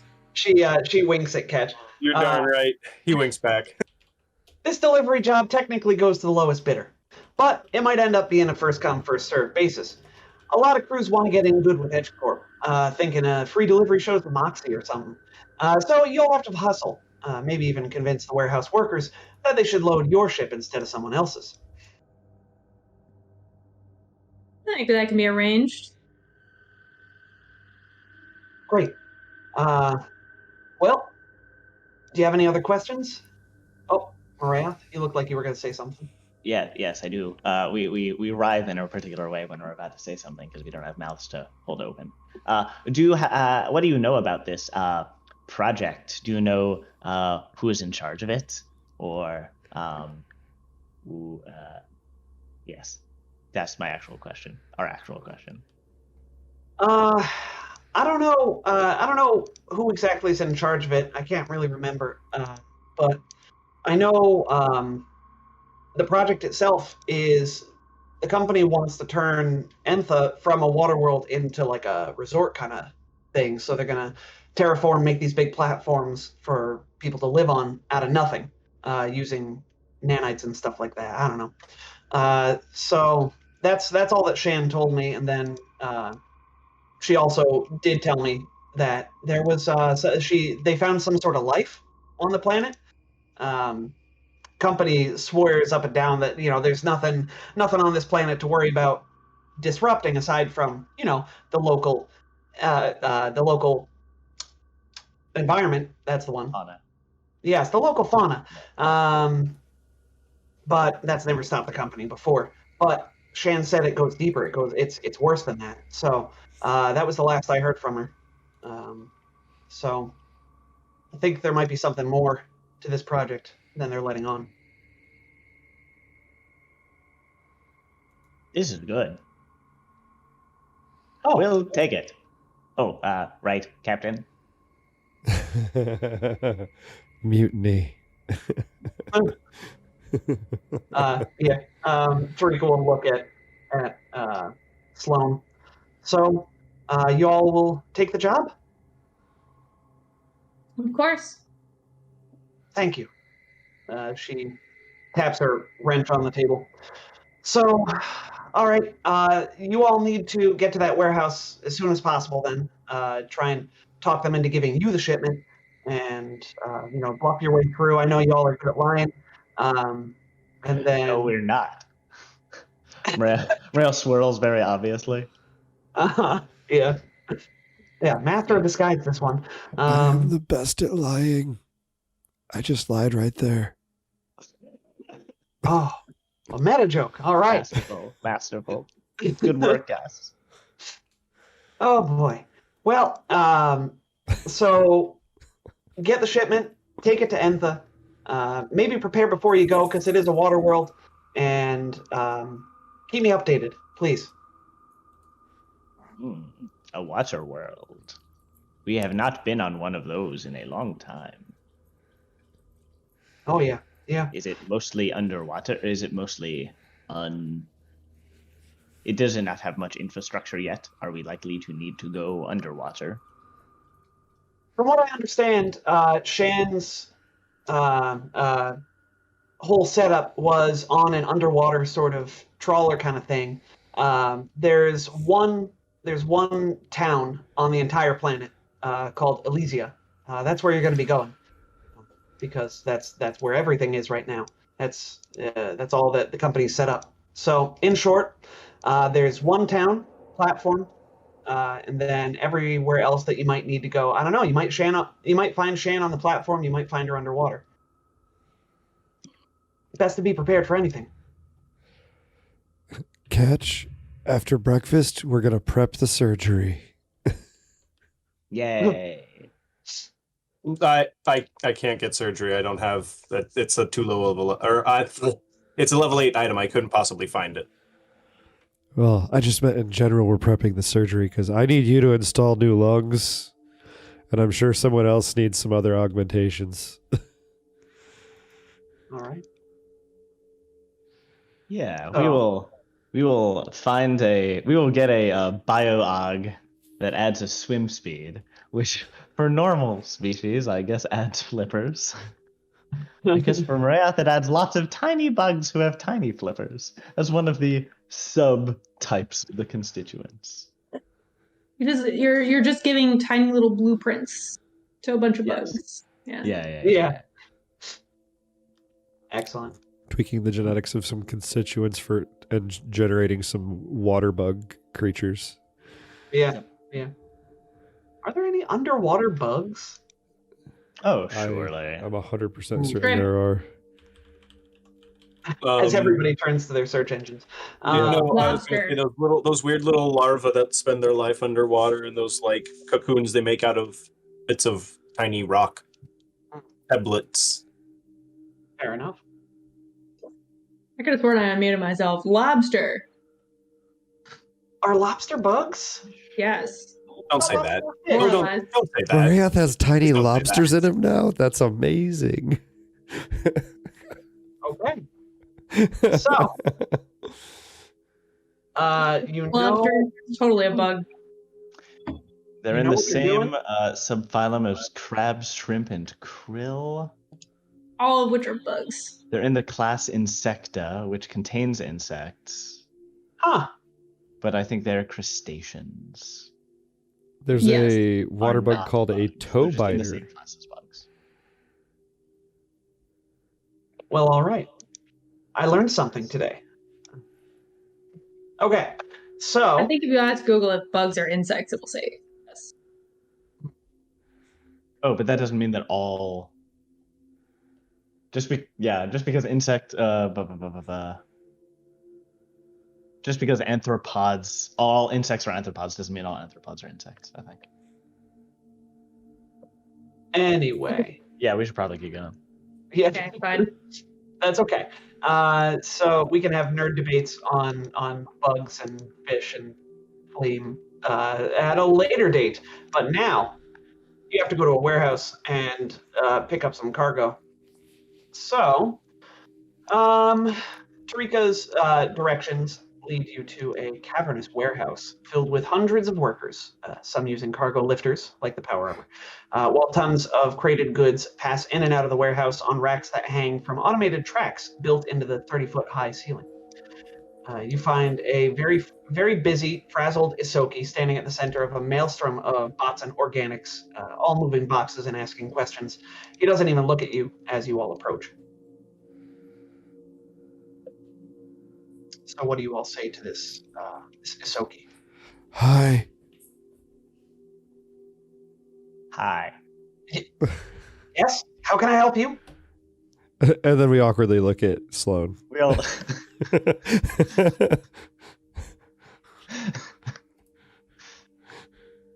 are you just going to stand around here? What are you doing?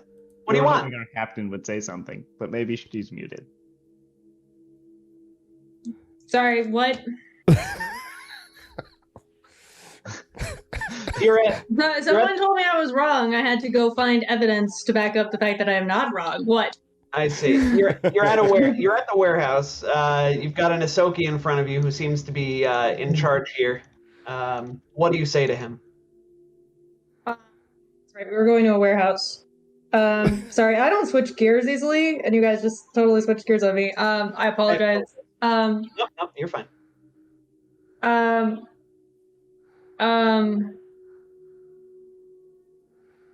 we're oh, that's right. We're here to get the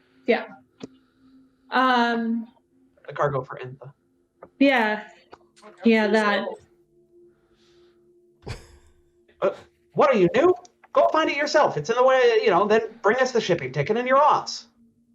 Oh yeah, it's the right. I hand him the shipping manifest that Tarifa gave us. No, not the manifest, the shipping ticket. It's going to be on the cargo that you're going to find in the warehouse. Is this your first job here? It is, yeah. Sorry. All right. So, get your authorization code and your ship's dock number. Then we're going to have it loaded by... He pauses to look at a large digital clock on the wall that shows the status of a mind-boggling number of shipments tomorrow morning. Now, you know that you've got to get the shipment before anyone else does. You might be able to convince him with a diplomacy check to move the deadline earlier so that another crew doesn't come snatch the order themselves. Yeah, is this one of those cases? Gather information about merchants, markets, merchandise, or to negotiate the price. Not quite. Yes, I will try. Not very convincing with a 13. Not very convincing at all. No, he, let's see. Is that one of your things you can reroll? I don't think so. This is not for the price. You do have 2 rerolls, if I remember correctly, however. One of them specifically Do we? for you, I think, Nick. We do indeed. Yeah, he doesn't seem convinced by a 13. Yeah, let's go ahead and try it. Let's use this one from Ghost. Who was AFK when we needed it at the beginning. Let's try again. Oh, that's much better. That's a nat 20. We're kind of on a tight schedule. I'm doing this as a favor for a friend who couldn't make it in. Is there any way that maybe we could get it a little bit faster? Yeah, this Isoki sort of looks harried at everything going on around him and just sort of seems to want to get this conversation done. He says, all right, fine. The absolute best I can do is tonight.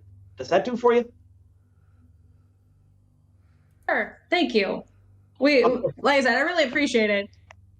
Yeah, great. All right, now go find your cargo. It's and he directs you to a map on the wall that has the warehouse layout, the floor plan, and written in dry erase, oh yeah, this is the cargo for blah de blah. This is where you can find the cargo for this, and this is the cargo for Entha.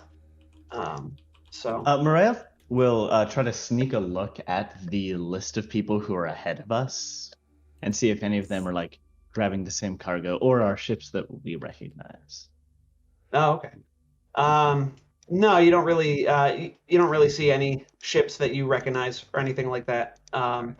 It's a weird setup here. Apparently, what this is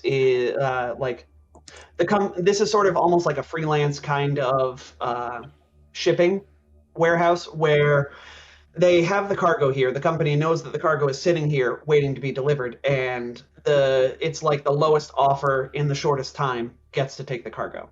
So you all coming to pick up the cargo right now you don't have a price set for the company. So you're going to get whatever they give you when you get to Entha. And as long as you're the ones to actually get the cargo put on your ship, you get to deliver it. So that's why this is kind of like a time crunch, because you want to get the cargo before anybody else picks it up. So we want to find the best stuff in this warehouse and grab the tickets for it. Well, you want to find the cargo that's listed as what the company needs. Which there's going to be a pallet or two, I see. Yeah. And we are not the only ones who there are multiple tickets because there may be multiple pallets. So we both need to make sure that we get one of those and ship it before anyone else. Yeah. So really, your current goal, I know, and this part is it's weird in the book too. It's weirdly ambiguous. But you need to get the cargo. There is one load of cargo here for the company, and you're going to be the one to get it if you go in there and get the ticket and bring it to Skix, this Isoki, of whom I actually have art. Oh, wow. Must be important. Yeah, he's relatively important in this moment. So that's Skix, and And Yeah, he does look cranky. yeah, He yeah. looks sleep deprived. Mm-hmm. That too. I wonder why. Gus has started to Um, make plans to make them some comfort food while we're waiting to get our thing loaded. So yes. So you need to go in there, get the ticket that's going to be like attached to the cargo, bring it back to Skix. It's sort of like a claim ticket. So you're going to tell Okay. him, hey, we need this loaded onto the ship that is sitting at this docking bay. Go. Okay, so we gotta go find a ticket. Yep. Got it. Yeah. Sorry, that was. I probably could have explained that more succinctly. But, Now, would Gus's No, no maze worries. mind help here? Um, Perception?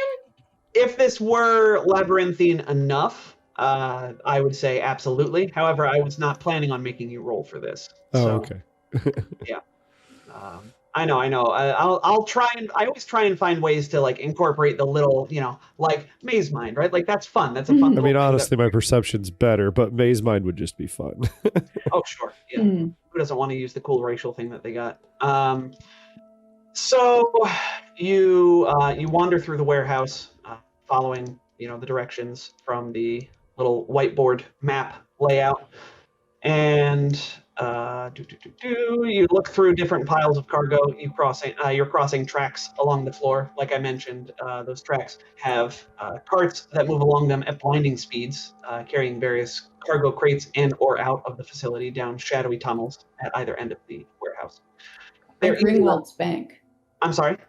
What is the name of the bank in Harry Potter? Oh, Gringotts. Gringotts, yeah. Yep.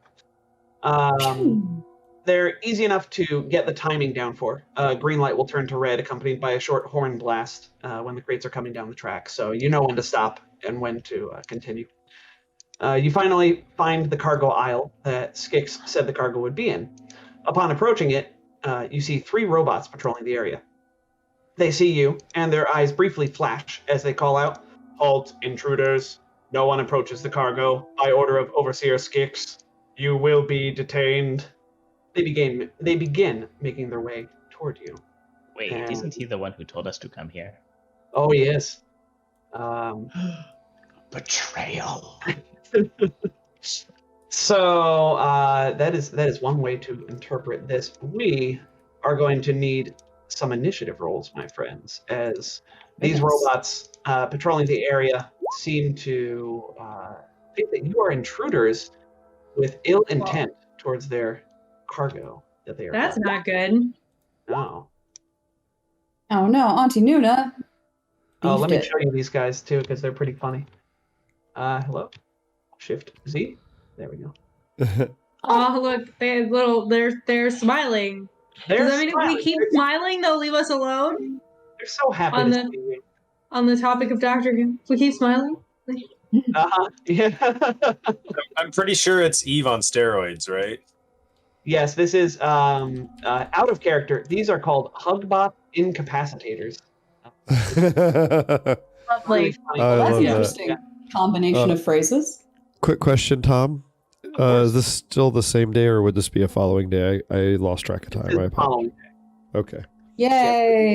Got my spells back. I never thought I'd say that. You all regain hit points, resolve points, stamina points, and we will. Let's get this party started. I definitely rolled for 3 Hugbots. Oh, did I not click one of your initiatives or one of your tokens? Foolish of Possible. me. You fool! Foolish. We're They don't get to go, Okay. right? All right. Man, bonding to Marayoth has been great for Gus's initiatives. Yeah, right. I'm gonna roll. Who's the best? They're the best thing that ever happened to you. Marayoth. Oh, Marayoth is great. There's the reason he called him his best friend. Best friend. All bold best friend, because Hooray. everyone's his best friend. Capitalized. cool. All right. So let's go with Gus first. Gus, please tell me what you do. Oh, actually, maybe it makes sense for Marayoth to go first, since they're going at the same time anyways. Marayoth will, I guess, rise above the rest of the party and say, no, we are supposed to be here. Your sensors are malfunctioning, and blind the robot. And make them malfunction. Yes. Look, it's not a perfect system. 14 versus KAC is probably not a hit. I assume this is on red. Unread, yes. KC, missed it, sadly. It happens. It sure does. Add some elevation. Yeah, go ahead and Carry mark on. that on your token, and we will move on to Gus Barrett Sinclair. So this rack here, is this in the ceiling? Is it a conveyor belt? What? It is a set of tracks set into the ground. It does not cost you extra movement to move over them, and they are not an obstruction. And these for- hugbots are quite obviously giving off aggressive indicators, correct? Oh yeah. All right. I think you're malfunctioning and you need to be shut down. And Gus is going to just wander over to this one, manifesting his drill as he does so. And he's like, I'm very sorry. And he just kind of right into the chest with the drill, hopefully. I'm very sorry. Oh, Gus. 27 versus Oh! KAC for 19 piercing damage. You monster. All right. So yeah, That that looks like a magical construct, too. Is it a magical Technological, construct? it is not magical. It is a construct, but it's That not smile is magic, though. That smile. Why, thank you. Not enough to take damage from Milk Wall, however. So that is going to be 19 points of piercing damage. All of that going through the robot. You know, its eyes, its emoji face on its its display briefly frowns before going back to the smile, and we are on to Sloan Rider. Right. Well, I'm gonna move up near these crates to get a good shot at that robot that Gus just hit, and take a shot of her own. Is it CR3 or less? You meet its CR. It is in Yes. fact CR3. So that's a 20 versus flat-footed EAC. 20 is going to be a hit on its flat-footed Gosh. DAC. Wow. So that's 7 and 15 is 22 fire Well, damage. That it robot. did not have that many hit points left, so that robot shatters. Well, not so much shatters. It wasn't that massive of a hit versus what it had left, but it falls to the ground. Another fiery hole burnt through its smiling face. Okay, and then we will move on to Green. Green is going to reach into its a compartment on its person and pull out a grenade. Oh, no. Yes. Bad robot. It will move over. It'll move over here as it does, and it's going to throw the grenade. Let's see. Right here. The grenade has a 15-foot radius, so Man. it's going to That's hit a lot of radius. Sloan. It's I not going to think you hit might be- Nuna. I think you might be a little confused. Those are loot for us to pick up after the battle, not weapons Right, used right. against Oh. us. I'm sorry. You're right. It's okay. It's a common mistake. Yeah. How inconsiderate of me. I'm still gonna need a reflex save from Gus and Sloan, and it's a 15-foot burst. Is it safe to say that it would hit Marayoth as well, 10 feet off the Yeah, ground? they're only 5 feet up. Oh, okay. 5 feet off the ground. Then yes. So reflex save from those 3 people, please. All right. Not Nuna, right? No, not Nuna. 24. Oh, Ooh, 10. all right. 10, not 11. No, because I had a thing checked that shouldn't have been. Got it. So a 10 is going to be a failure, Marayoth. You are going to this grenade explodes, and just a bunch of webbing and goo sort of flies out from the center of the radius, and you are going to be entangled by this sticky bomb grenade for 5 rounds. That's very appropriate that the bugs got caught in a sticky trap. Yes. Yes. You can escape this entanglement or negate this entanglement with a move action DC something acrobatics check or a harder strength check. Okay. So move action on your turn will alleviate this. And now it is nope, that one's dead. Catch. It is your turn. All right. How tall is this pile of boxes next to me? 15 feet. Oh my lord. You mean you don't want to steal the forklift and ram someone? Where's the does sound pretty great. That does sound pretty Oh my great. God. Y'all are gonna make me make rules for forklifts. Oh no, they don't have no. them? Why did they include it? Just grab the stats for any old vehicle that looks sort of like a forklift. It's Yeah, fine. Hold on. I'm not Have us going roll to it. make you do this, Tom. Or just have us roll a d20 and tell us what happened. I'm sorry. Yes, and Yes, and we don't need to worry about it because Ketch is coming over here instead and shooting. No. That would be pointless without any boosts or anything. And is going to focus on blue because green's going to die in the next round. Very confident And in that's that, my are turn. you? okay, that's your turn. So it looks like it's Auntie Nuna's turn, but first something happens. Oh, no. Yes. Unfair.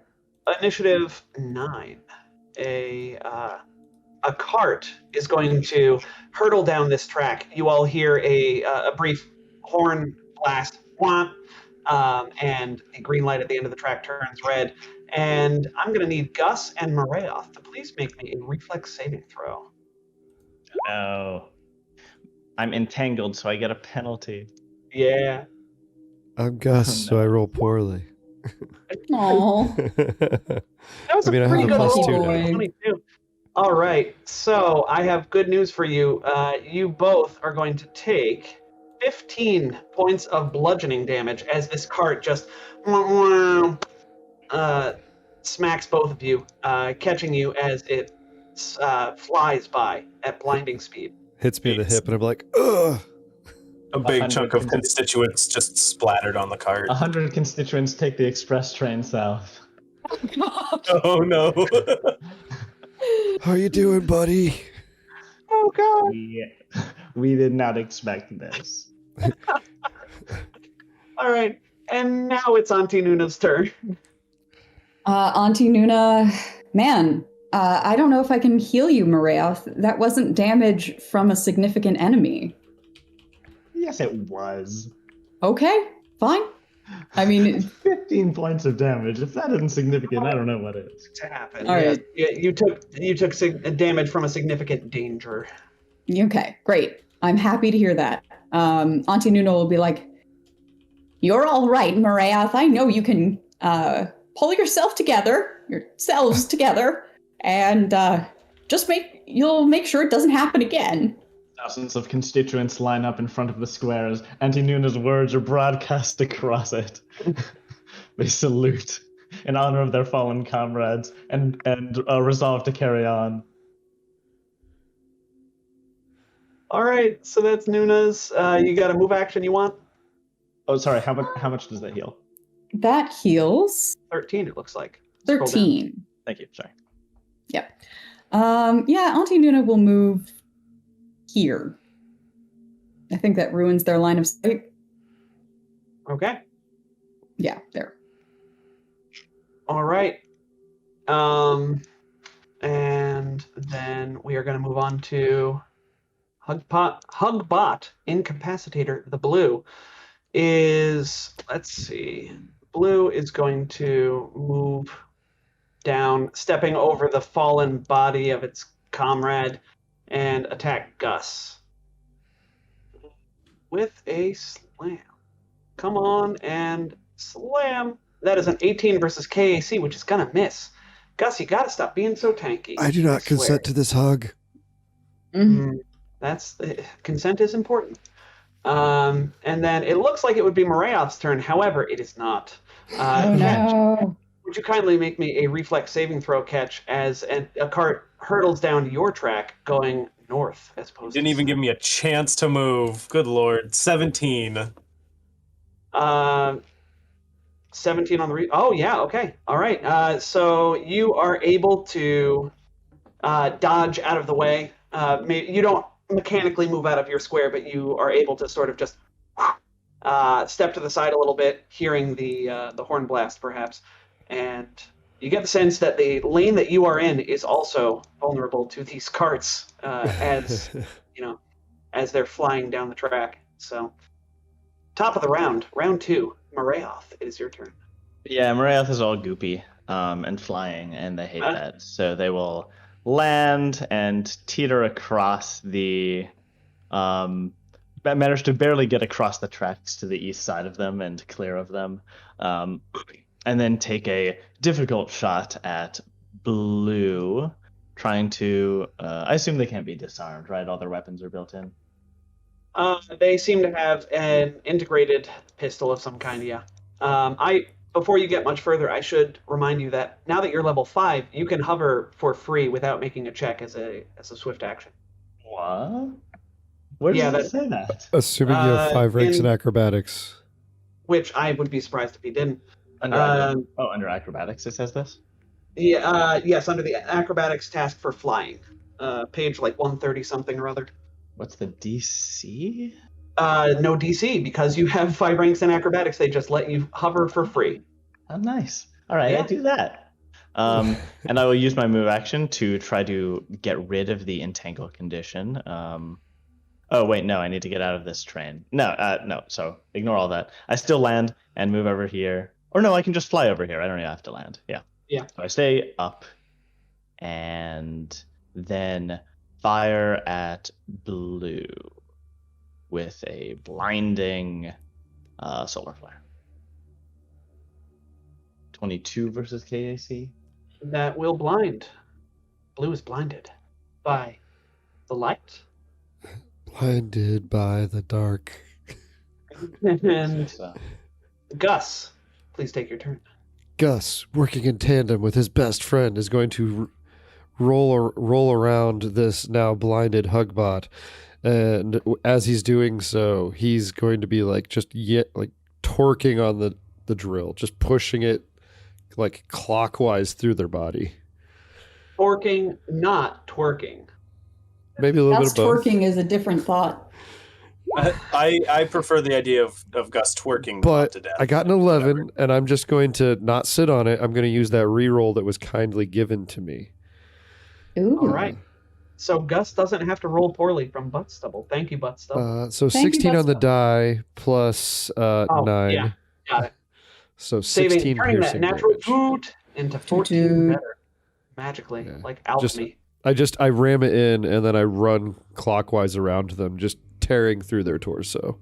Oh, all right. It's a robot. It's That less is gruesome. 16 points of piercing damage for this robot. And we're on to Captain Sloan. You're muted, friend. I am indeed still muted. All right. I will take a shot at Blue with my trick. I have to start worrying about this battery soon. CR is not less than 1, but it's a 26 to hit EAC. Yep, that's going to be a big hit. 8 for fire damage.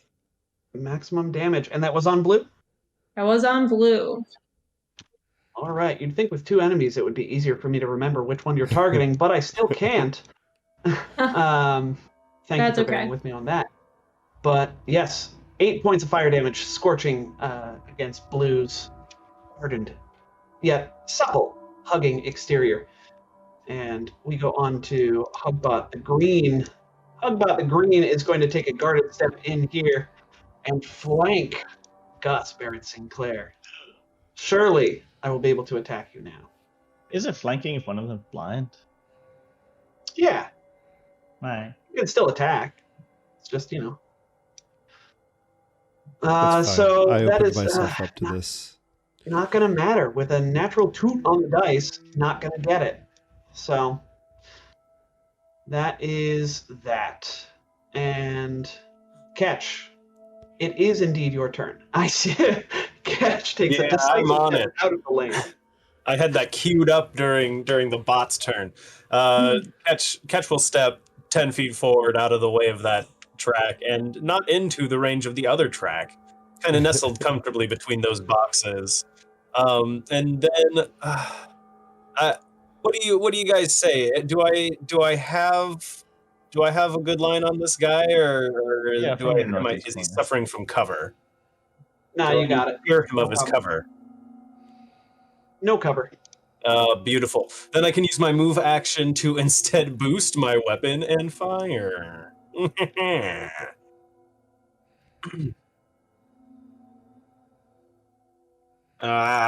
15 to hit EAC. All right, let's Does that hit? check the EAC. That will be a hit. Oh, fantastic. Then here's the extra damage. That deals 22 sonic damage to Blue. Kind of like Blue just kind of starts to resonate and starts to vibrate. And then it vibrates itself into a pool of jelly. Yes, as Blue has been blown apart. You blew them up. Oh, Huh. I blew them down. Yeah. like the big bad wolf. Yes. Indeed. All Pretty right. good catch. It is Auntie Nuna's turn. Auntie Nuna is going to say, "All right, everybody. That's one down, one to go. Get him." All right, Green has get him. Anything else? Herald can have my other action. All right. Thanks. A standard action. Wow. What a feast. Hugbot Double Incapacitator portions. Blue just died. So you would think it was Marayoth's turn. However, you know what happens now. I have rolled randomly. It's a fun little mechanic for this particular map. So a train catch, you feel the breeze on your back as another tram car goes behind you harmlessly. And then Catch with his free hand flips it off as it goes by. because he can indeed wield his giant heavy 4-bolt cannon as Yes. a one-handed weapon. I will remind you all now at this juncture, Catch has been doing this the entire time one-handed. Arm. Yeah, I forgot Yeah. that one of Catch's arms is just giant now. Just humongous. It's huge. Huge. And then in the third lane, a cart goes by. So two carts go by at the same time, going north are the two outside lanes. So to the east end of this map, harmlessly passing by, but reminding you of the dangers. Marayoth, we go on to you. Marayoth will hover as a free action. So cool. And then use a move action to get rid of all this goop. The bugs focus on just vibrating or maybe scraping themselves in like a rotating wheel against those boxes. And what was the check for that? Acrobatics to escape the entanglement.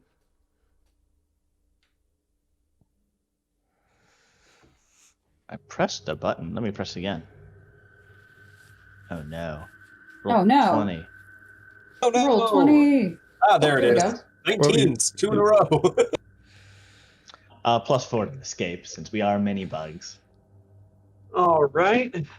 Plus And then as 4. my stand Oh, you escape. as our standard action, we will try to blind the last remaining robot. And unshack entangled. 19 versus KAC. That will do it. That robot I is really should have blinded. seen at some point during this fight whether they were vulnerable to electricity. It's too late.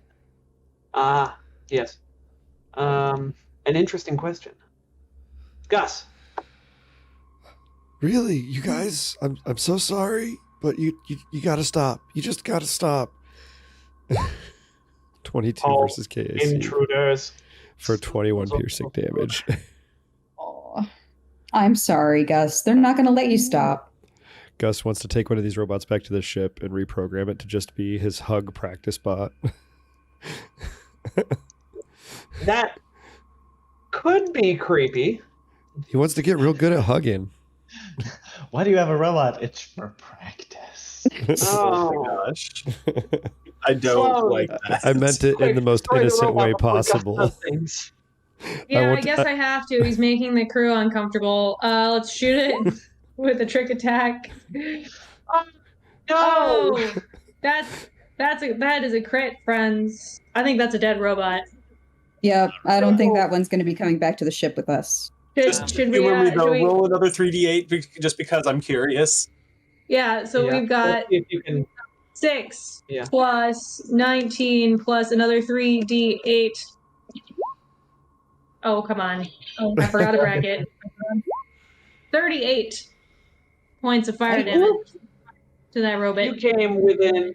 Oh no! Wait. So 38. These robots are indeed vulnerable to critical hits. So go ahead and let's. Here, I'll do times 15 plus 1.5. 4, 19 Five. additional. 57 damage from a That's- single crit. That's a lot of damage. Oh, that's a lot of damage. No amount of Flex Seal is going to fix that. So No. this robot just it explodes. Molten hot pieces of metal just burst against Gus's front, back. That'd be Sloan my hits front. the I turned to processor engage that's them. prone to overheating. Just right. Yeah. So this robot it disintegrates. It dies. Any number of horrible things happen to it in sequence, and I think that scene is going to be where we leave off or break because we're just a little over on our usual break time, but nobody likes to end in the middle of a fight, I don't think. So we are going to say we'll be back at 20 after the hour. Sound good, everybody? Sounds good to me. Yeah. All right. Sounds good to me. All right. We will be back at 20 after the hour. Don't go anywhere.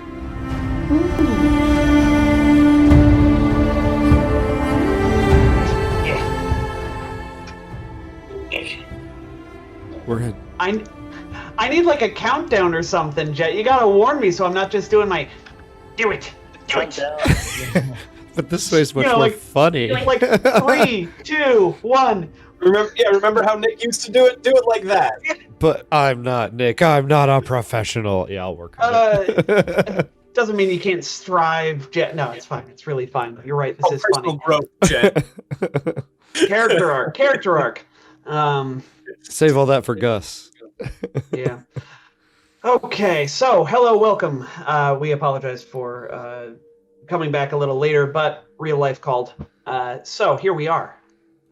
Our heroes standing triumphant on the field of battle, close enough to get to their crate, which or their cargo lot. I keep calling it a crate. I keep calling all of your things that you're working towards crates.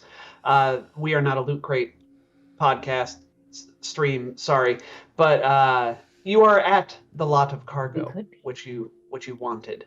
So it is a simple matter to walk over and grab. It's basically like just a little physical ticket, oversized ticket that you can grab, and you bring it back to Skix.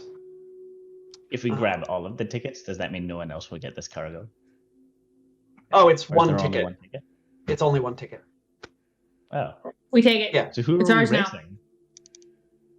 Well, somebody could come in and insist that they were going to take it instead, kind of thing. Like, if you had gotten here and the ticket wasn't here, would you have just given up? No, we would have said our ticket is missing. Yeah. So We Track down basically the ticket, we're trying stolen to them. we're trying to get it on our ship as quick as possible. That way, no one can say anything. precisely.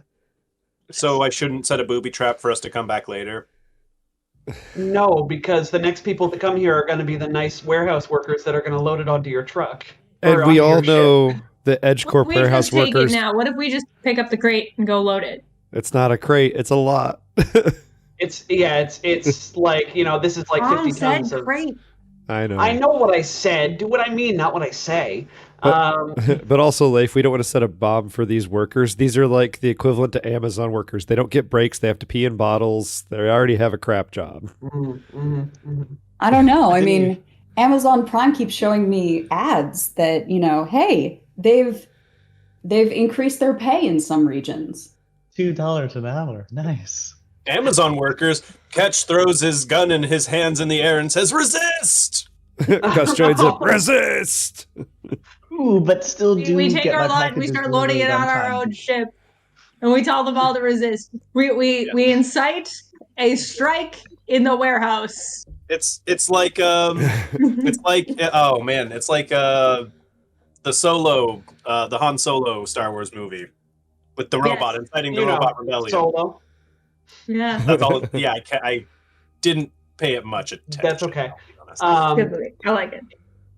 If you all are quite finished with inciting your rebellion, this is not an EdgeCorp warehouse. This just happens to be where EdgeCorp is storing this shipment. Oh, well, Okay. it's probably Spamazon All right. warehouse though. You can apply whatever veneer you want to this in your headcanon, but I know what's happening here. So, do you take this ticket back to Skix? Yes, we take the ticket back to Okay. Skakes without inciting a strike or a robot rebellion. All right. I guess. Just this once, Tom. This once. We're going to let you use railroad tracks from here on out. I don't even think these are big railroad tracks. I think No more Necessarily. Mr. Nice Player. He already Tom- used railroad tracks during the last fight. Yeah, it hit Mariath and Gus. I love that. As Leif said while we were on break, I really do love adding like a little extra. When they add an extra dimension to a fight, that's a lot of fun. So, all right. So you head back to Skix, who barely spares you a glance as you approach. Oh, good. You got that shipping tick in your office? Yep. Yeah, we found it without any problem. Oh, good. Wait. Marielle swirls in confusion. Well, other than some of your robots seem to be malfunctioning, we had to turn them off violently. What? Oh. Lean, for the first time, he actually looks at you all, makes direct eye contact and holds it. He's like, "Oh, I'm so sorry that happened. There were some thieves who tried to break in today and take some cargo. Must have been your lot. So I told the bots to stop anyone trying to take the lot. They must have taken it too seriously. Listen, I'm real sorry. Let me see if I can get you something out of the lost and found." He snaps his fingers at a passing Asoki, who scurries off after a whispered conversation.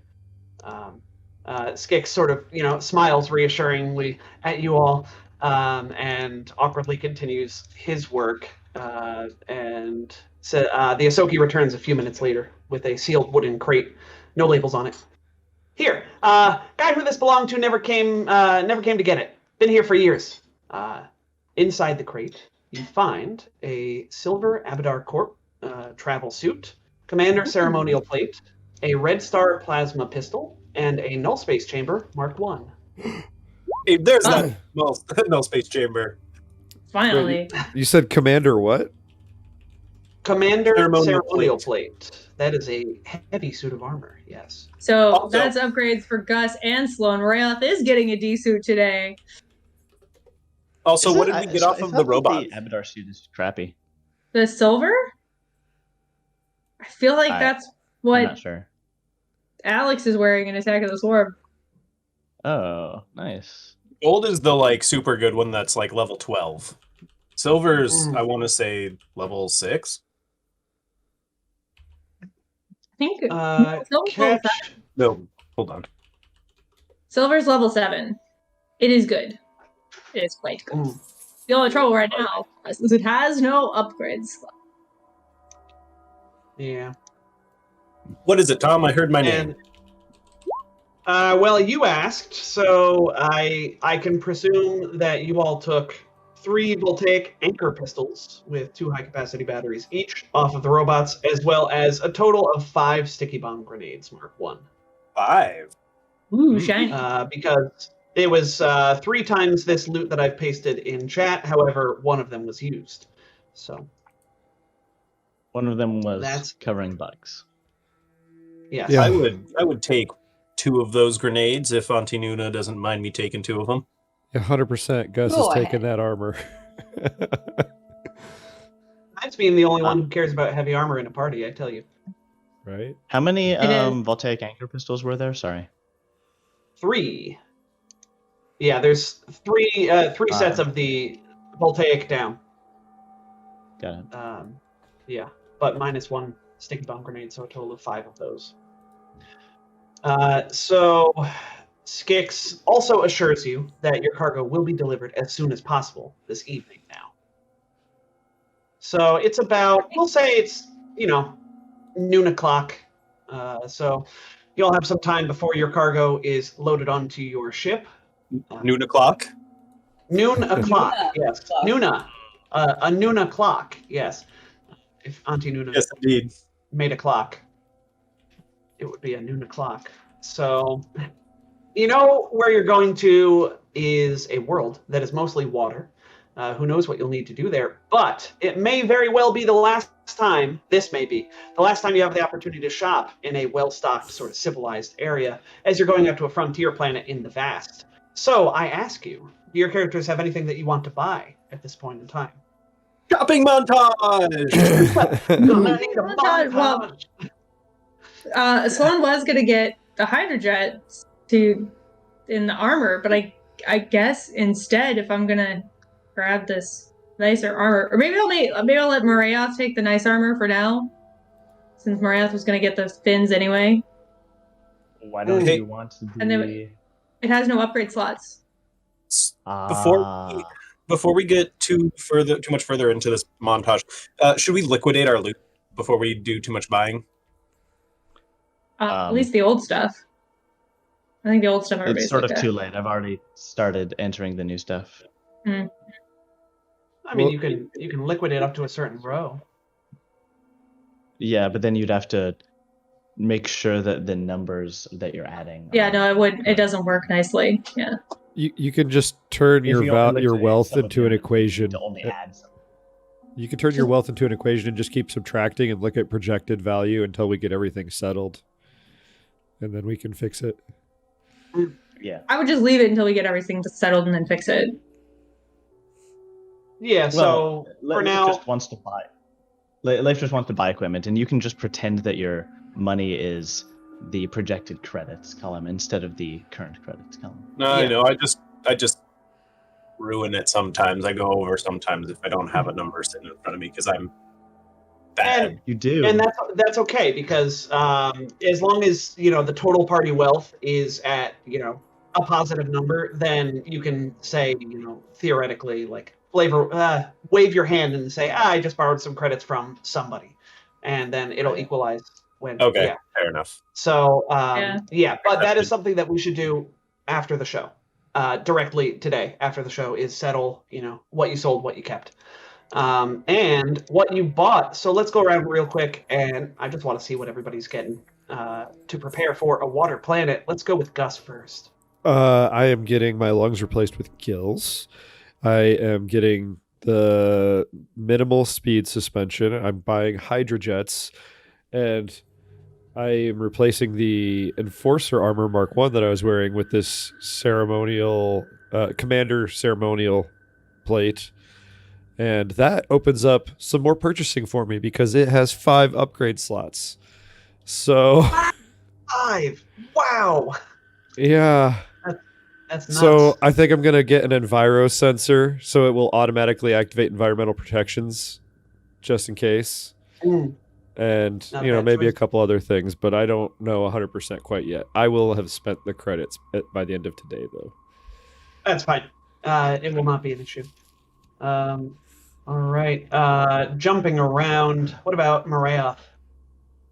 Morayoth is getting the swimming fins augment, which, yes, as previously mentioned, here manifest is like, the same way that ant colonies have different ant types with different functions. A DNA sequence is introduced to the colony, and they start pumping out little bugs with big flippy appendages that can propel the rest of the colony through underwater. Love it.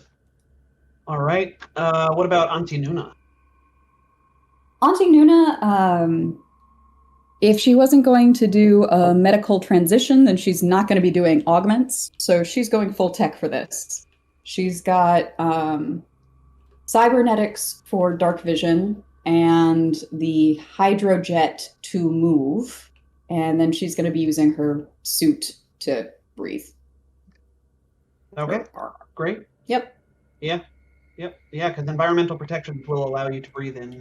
It'll give you breathable atmosphere for a number of days equal to the armor's level recharge overnight. So, should be fine. Sloan. What about Sloan? I was gonna get the hydrojets in my armor because I didn't think we'd ever really need to swim again. But with shiny new armor that has no upgrade slots, I suppose I will be getting swimming fins as well. I thought you were giving. On that armor. Are you taking it instead of me? You just mentioned giving the silver to Maria. That's all. Yeah, then I got cut off, and then I looked again, and it's cheaper to get swimming fins. It's just money I'll throw away later, but if I decide to get different feet augmentations, but it should be fine. It's cheap. Okay. Yeah, and that's with the shiny new armor. I'm just gonna hold on to my credits. Sloane's spent a lot of hers already, so. Yeah. Okay. Great. And Ketch, we come to you because I saw you were flipping furiously through some manuals. What's up? I appreciate you, Tom. You've given me the time to make up my mind, and yes, I am going to do something very non-traditional, and you're all going to love it. So, Ketch is out shopping around, trying to figure out how he's going to get himself a swim speed, and he sees the hydrojets, and they look cool, but then he looks across the street and notices something else. A garage where he goes and he looks at some vehicles and notices and absolutely falls in love with the torpedo mini sub that he sees. Oh my god. So okay. Ketch shows up back at the ship with a disassembled in crate mini sub. Huh. Okay. My goodness. It's on brand. Alrighty. Yeah. It's on brand. Oh boy. And That's a curveball I did and, not see coming. and also hydrojets because I have the credits for it. But like we're doing this. We're going whole hog on this gearhead. Sure. Yeah. Trope. What's the bulk on that hydrojet? Or Does not say. I'm looking and it does not say. Okay, Elon Musk. All right. What's I'm offended. It's a large water vehicle. Okay. 5 feet wide, 10 feet long, 3 feet high. all right. Cool. Good. I'll look up more as we move along here, but suffice to say, Ketch shows up with it on a dolly for now. Okay, perfect. Is it strong enough to tow the rest of us along if we like grab onto handles or something on it?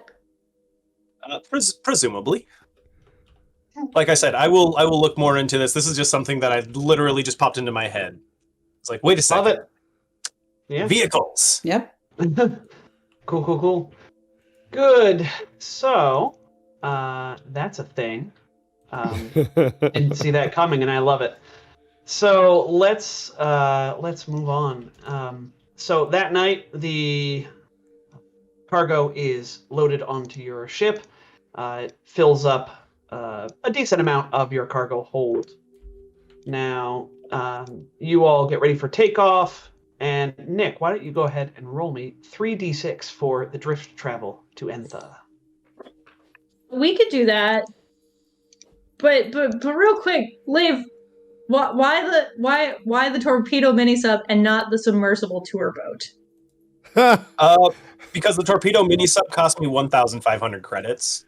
It's like, but for 1,000 more, we could get a tour boat for the party. Let's get a tour boat then. I didn't see it in my book. Where's this?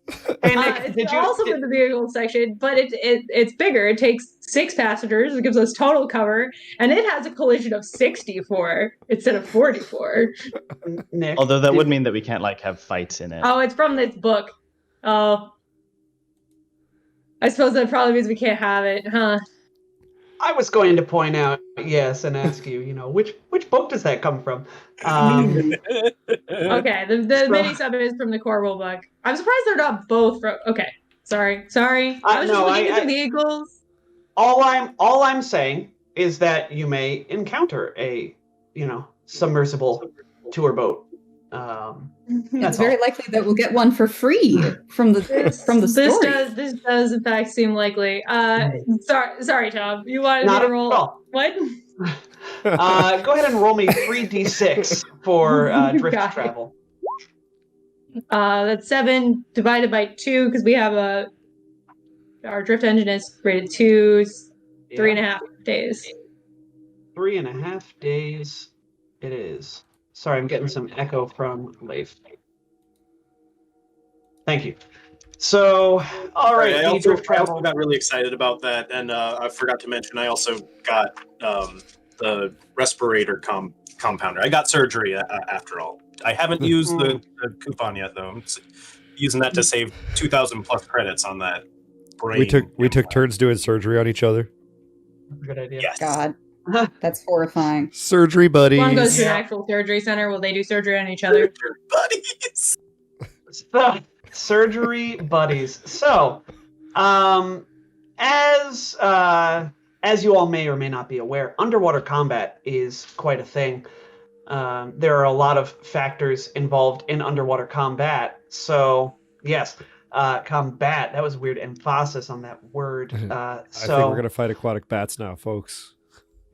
Yep. Wow. So, among many things involving underwater combat, or many of the complications, one notable one is that weapons not designed for underwater combat generally take a -2 penalty to their attack rolls and generally do half damage. There are some exceptions. Piercing melee weapons do full damage and take no penalty, and electric weapons do take a -4 penalty to the attack roll instead of a -2, and fire weapons deal a quarter damage as opposed to half. Plasma weapons get the short end of both sticks. So this can all be obviated by the underwater property on your weapon, which is something that was added, I want to say, in either Pact Worlds or the Alien Archive 1, whenever Kalo were introduced, as an option. So you can add the underwater property to a weapon by paying 10% of its credits upon purchase. Now, for this book, we got a new downtime activity called Aquafit. By tinkering with a weapon, you improve its underwater performance. Activity, you spend the day modifying a piece of weaponry to work well underwater, sealing joints and improving its aqua dynamics. You must spend UPBs equal to 10% of the item's value. The benefit is a single weapon of your choice gains the underwater special property. When you use it underwater, you ignore the -2 penalty to attack rolls, and the weapon deals full damage on a hit. So this can turn any weapon that you choose into an underwater one that will function normally underwater. Seeing as you have 3.5 days in the drift to do this, would anybody be taking advantage of this Aquafit downtime activity? That was the other thing I was going to say I was doing. Yes. All right, so just so happens that all of my weapons are piercing and melee. Piercing and melee, yeah. Gus got dealt a hand. He's a big daddy. He's got a drill. He's ready for underwater combat. Also, no, Big Daddy is Ketch's gun. No, that's Bad Daddy. Bad Daddy. Also, Gus just bought an aversion coating because he was afraid of being eaten again. Cool. All right. So this downtime activity does not require a check or anything like that. You just need to spend the UPBs. So anybody who's doing that, go ahead and reflect it on your total wealth. And henceforth, anytime you fire your gun underwater or into the water, you will be fine. So, how much is my gun worth? I should look that up. Sorry, never mind. You have Ignore me. Okay. Ignoring you, as per your instruction. Ignore me. All right. Oh wow. Well done. All right. What did you say that electric weapons do underwater? I'm sorry. They take a Minus -4 penalty to attack rolls. But the damage is not affected. Damage In reality, is you would think affected it would as just normal. electrocute everybody within a certain, like, the gun's radius, but yeah. Nah. So total benefit or effects on electric weapons is -4 penalty to attack rolls and half damage. Okay. But I thought all your weapons were piercing. Yeah, I was looking to see if I could afford an electrostatic field, but I cannot.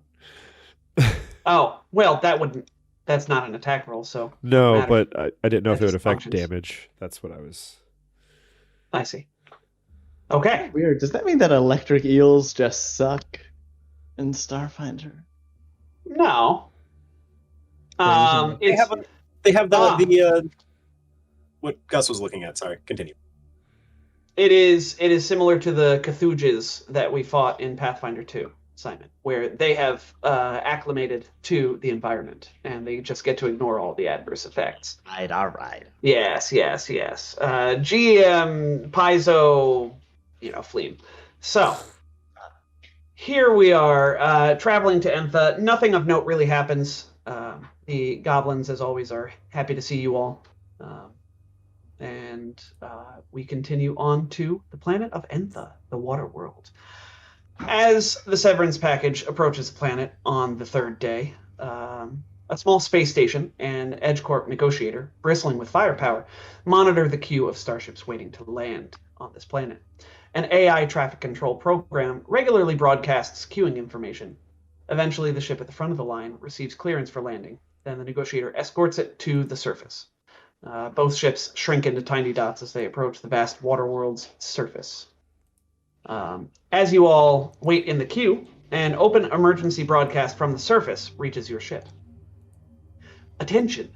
An RCHPR class ship in unauthorized possession of company property has left Entha without clearance from the Evgenia Jameson Corporation.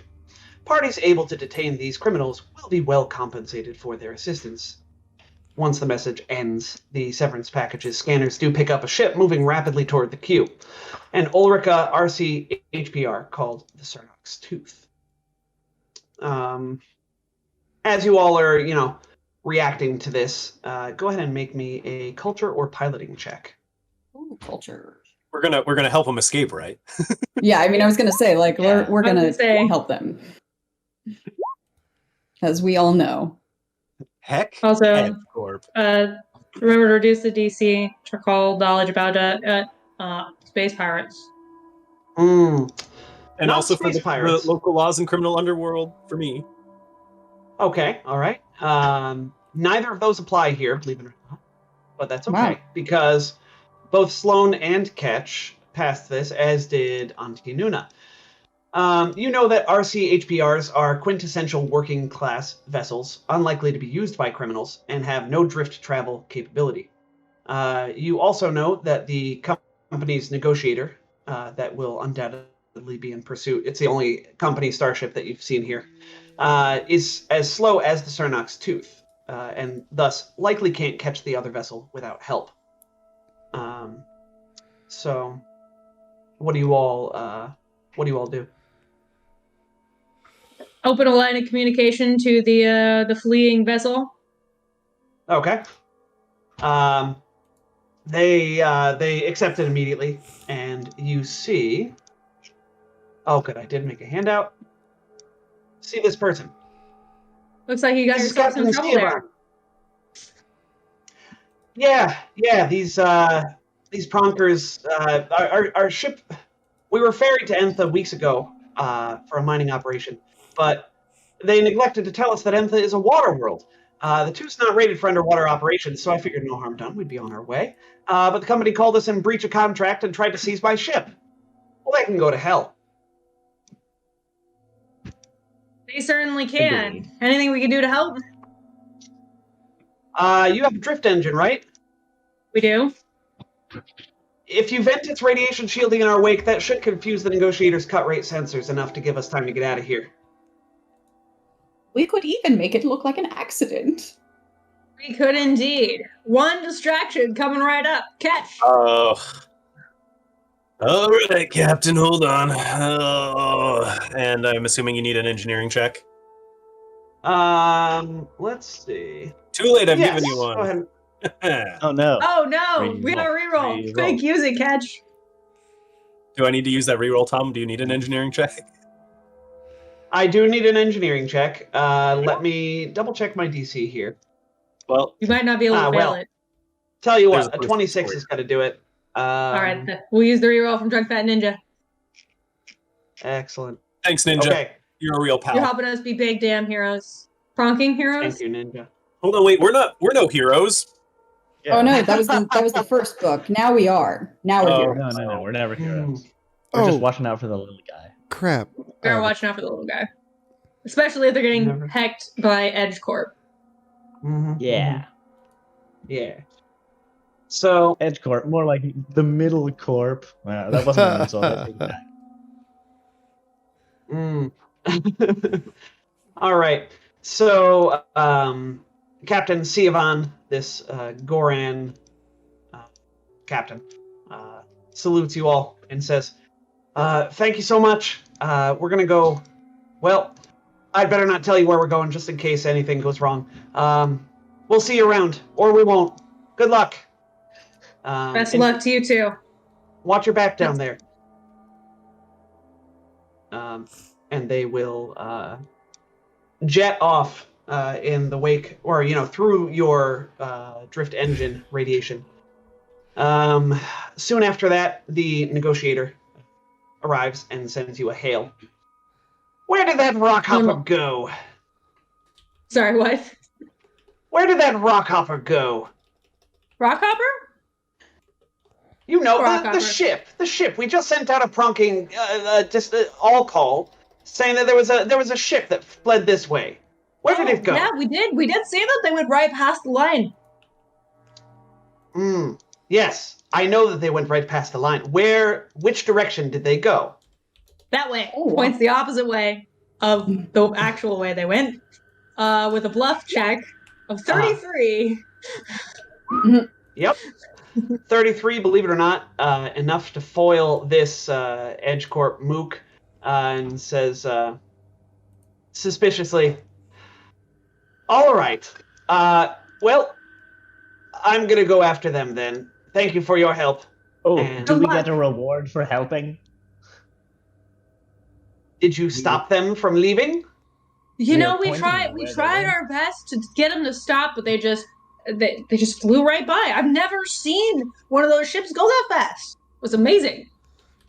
Well, then I'll try to get you your credits before you leave. Signs off. Oh, I don't much think he appreciated. will. I don't think he I mean, will we either.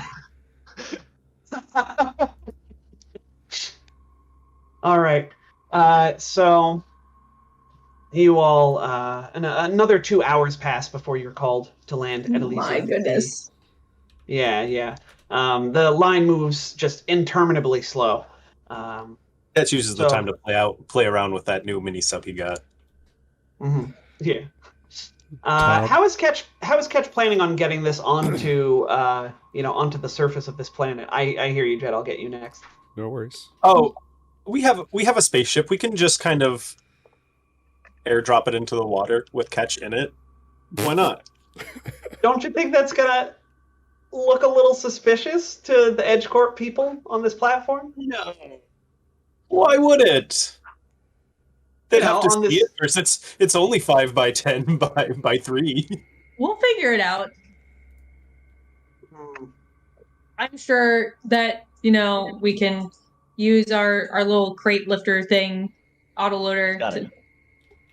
No space chamber, man. Everything fits. Yes. Put How much does it me weigh? inside the sub, inside the null space chamber. You had me until you said put me inside the sub. I mean, he's got enough air for what, 3 days, 5 days? And it's a Yeah. mini sub, so presumably it has its own air. So Yeah. It's got to have some air, right? It's a submarine. surprisingly little information on this. I need to figure out what's going on. That's here. actually a great hack for sneaking in things through the null space chamber. You can get around the oxygen limitation with some scuba gear. Yeah. Or just wouldn't environmental protections work as well? Yeah. Yes, God. Yeah.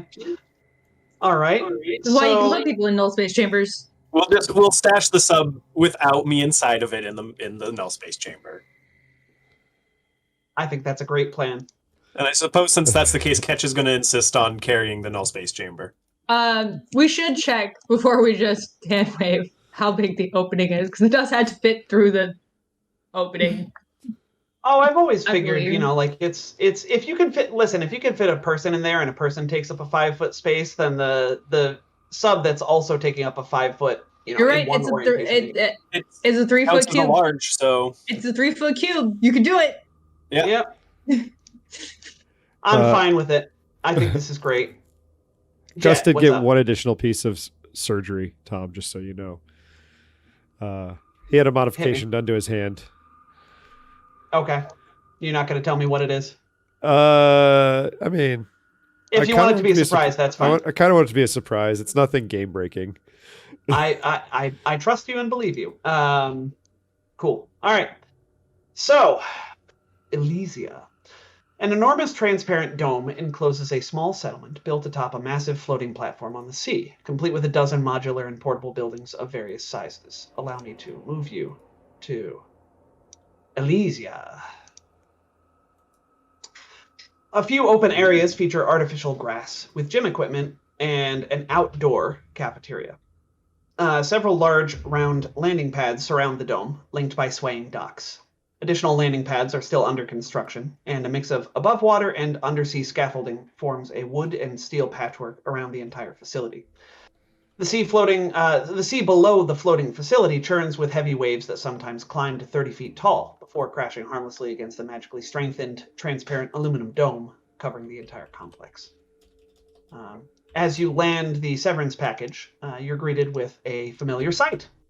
The Wintermorn rests nearby, and on the other side of the gently swaying landing pad you're on. Jinx, Nemelith, Dizzy, and Dizzy's drone, Digit, all wait outside as Captain Neva Rovo consults a datapad, her brow furrowed.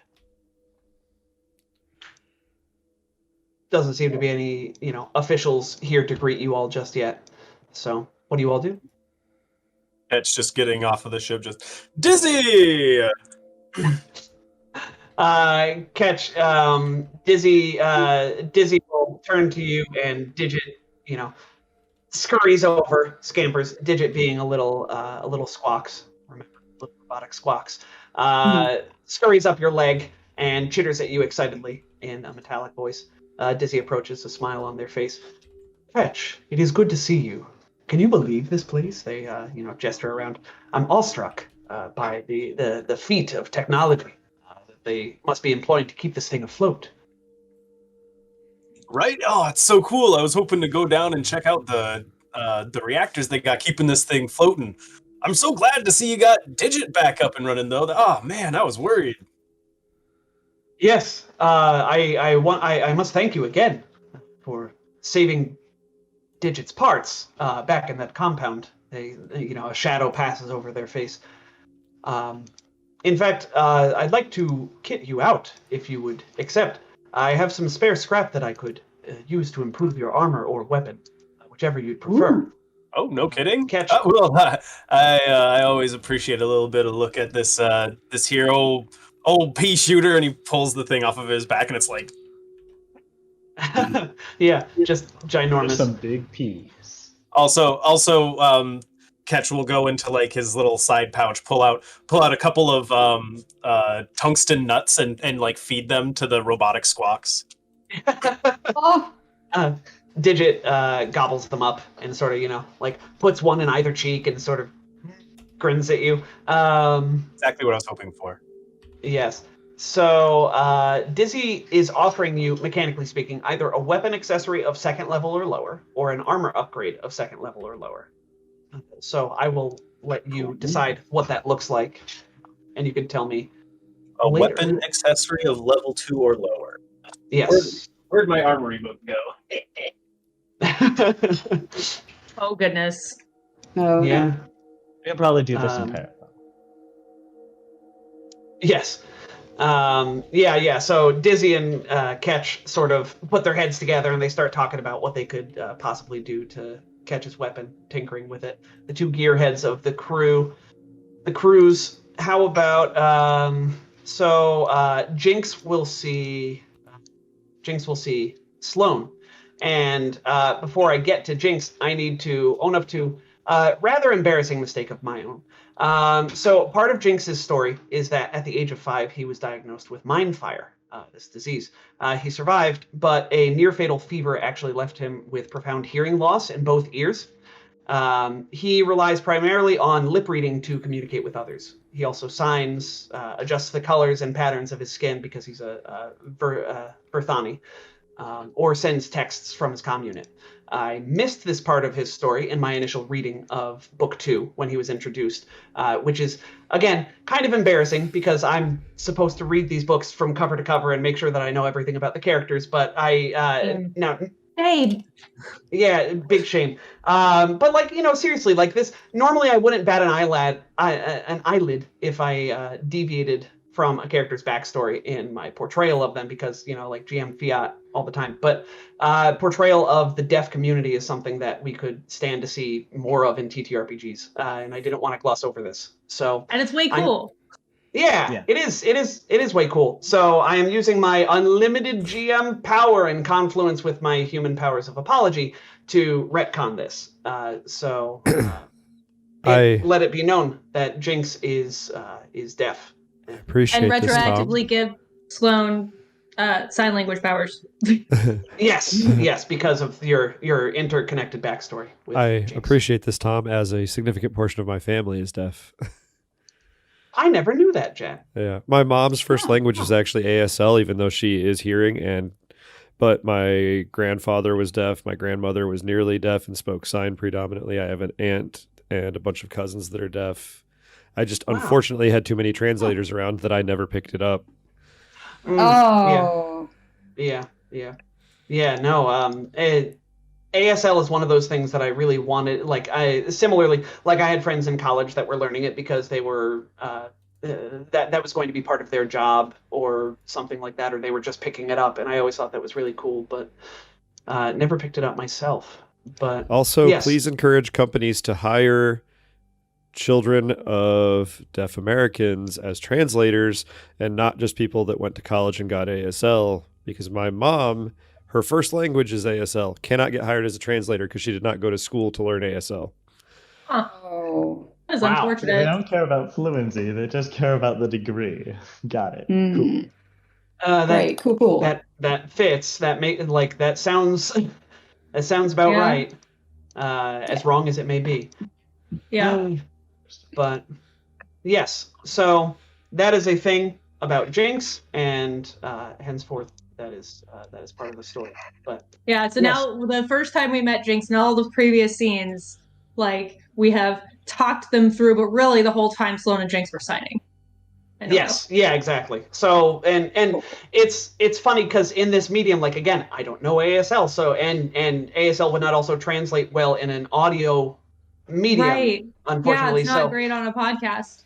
All what I'm going to do is just say, for instance, right now, Jinx walks over to Sloane and signs. How's it going, Sloane? You piss off any other galaxy-spanning shadow governments since I last saw you? And she's signing back. Just mostly just Edge Corp. I haven't pissed off anybody significant recently. Maybe the Golden League, maybe just a little bit. He grins, his skin changing slightly to a warm goldenrod for a moment before reverting to his standard sort of cool blue. He signs, "Well, hey, you take care of yourself out there. I'm sure I'll be seeing you around here. Our crews can't seem to stop bumping into each other." It's true. What are you guys doing here? The captain, Captain Neva said that she wanted to do some looking into EdgeCorp and see what they're doing on this planet. She, honestly, I think you all sort of inspired her to, or maybe made her think of EdgeCorp after hearing about what you all did to them, and they don't seem to be happy with you all. So, well, you're not nobody exactly any kind of authority happy ever with is. them. Ain't that the truth? But yeah, so I guess to answer, we brought some cargo. We might be Neva might be doing some consulting on mining operations and stuff like that, since she used to work in a mine, has a lot of experience in that. But I think she might be here for more than that. Keeping an eye on things, making sure they're not doing anything too shady. Well, if you're not in any trouble, got my number. He grins and will sign. Yeah, and same to you.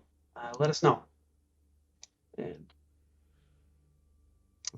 Friends. Isn't it nice to have friends? Gus It is looking is. for Neva. Oh yeah, and Gus finds Neva. The camera will pan from Jinx and Sloane catching up, and Neva will see Gus at about the same time Gus sees Neva. She was sort of distracted by her data pad before she sees Gus and comes over, greets you with an offer of a handshake. Bear hug. Yeah. She's like, hey there, big guy. See, you got a new horn growing in there. Looks shiny. Yeah, I don't. That has something to do with my arm and whatnot. I got punched in the face real hard by a Vesk and it snapped off. Oh yeah, I saw that Vesk. Glad that you all dealt with her. Thanks again. I gotta say thank you. Without you all there, we might not have made it out of there. De nada. So she frowns, looking at the company building on the center of the platform. I tell you, Gus, this place sucks. I hate being toyed with, especially by big corporations messing with the natural order of things. They've been playing the slow game here, making us wait. To make matters worse, these Pronkers are still cutting corners even today. Materials they use for the drilling operations on Entha are way below industry standards, or are missing a bunch of the usual, safety mumbo jumbo. I assume she rattles off some actual mining specifications, and Gus actually understands. No, the two of you talk about the whole specific conversation. shop. Bear hug, by the way. Yeah. Gus, you mind putting me down? It's real hard to have a conversation when I can't look you in the face. Oh, okay. He'll look sad and he'll set her down on the ground or look around for something high so he can set her down and they can talk on eye level. Oh. Thanks. But whatever they're doing here, they want it done cheap, quick and dirty. It makes my first stand on edge, I hear whatever they're doing here is going to basically eradicate the local wildlife, if I'm remembering correctly. Well then, that makes things pretty clear, doesn't it? I guess we gotta find a way to put a stop to it somehow. I think that's what Tarika said, and I wholeheartedly agree. Why is your crew here? Well, I did some work on in many different mines. Sort of get myself to get us in here. EdgeCorp's looking for new mining techniques, mining operations, and I got the experience, so I used it to get us in here, and so I could take a look around. So, are we destroying the platform or what? I don't know that we should do that. There's a lot of people living here. And Gus will pause for a moment and have a realization, and he'll reach out and very gently put his hand on Neva's shoulder. And he'll be like, Neva, I have something very important to tell you. We've been through a lot together. You're very important to me. You're more like family. And he'll reach down and he'll pull out and he'll add her to the family chat. And then he'll be like, Oh No. You're Marayoth is my best friend. I know you thought it was you for the longest time, and we've been through a lot, but you're more like a sister to me. And see, look, check out your phone or check out your comm unit. You're family officially. Oh well, thanks, Gus. She looks at her comm unit, and then her eyes bug out when she sees how many new messages are the chat history, just the length of the chat Auntie history. Nuna sends a link to her bots for Do not Welcome, worry. welcome to the family, dearie. We will try to carry your mantle of Gus's best friend with honor and dignity. I'm sure you're doing a great job there, Maria. Thank you. We appreciate your vote of confidence. So, yeah, I don't know. I'm gonna do my best to look around here. I agree with Gus when he says we probably shouldn't just destroy the platform, because there's a lot of people on here that their only crime is working for an evil corporation. But I don't know. There's We've always all been guilty of that at least once. That's true. You know, Yes, they should try quitting. It was much easier than we expected. Start a Yeah, much easier. Let's You start just- a petition. Get everyone on the platform to quit, and see if we can inject an AI into the core of the platform and have it quit.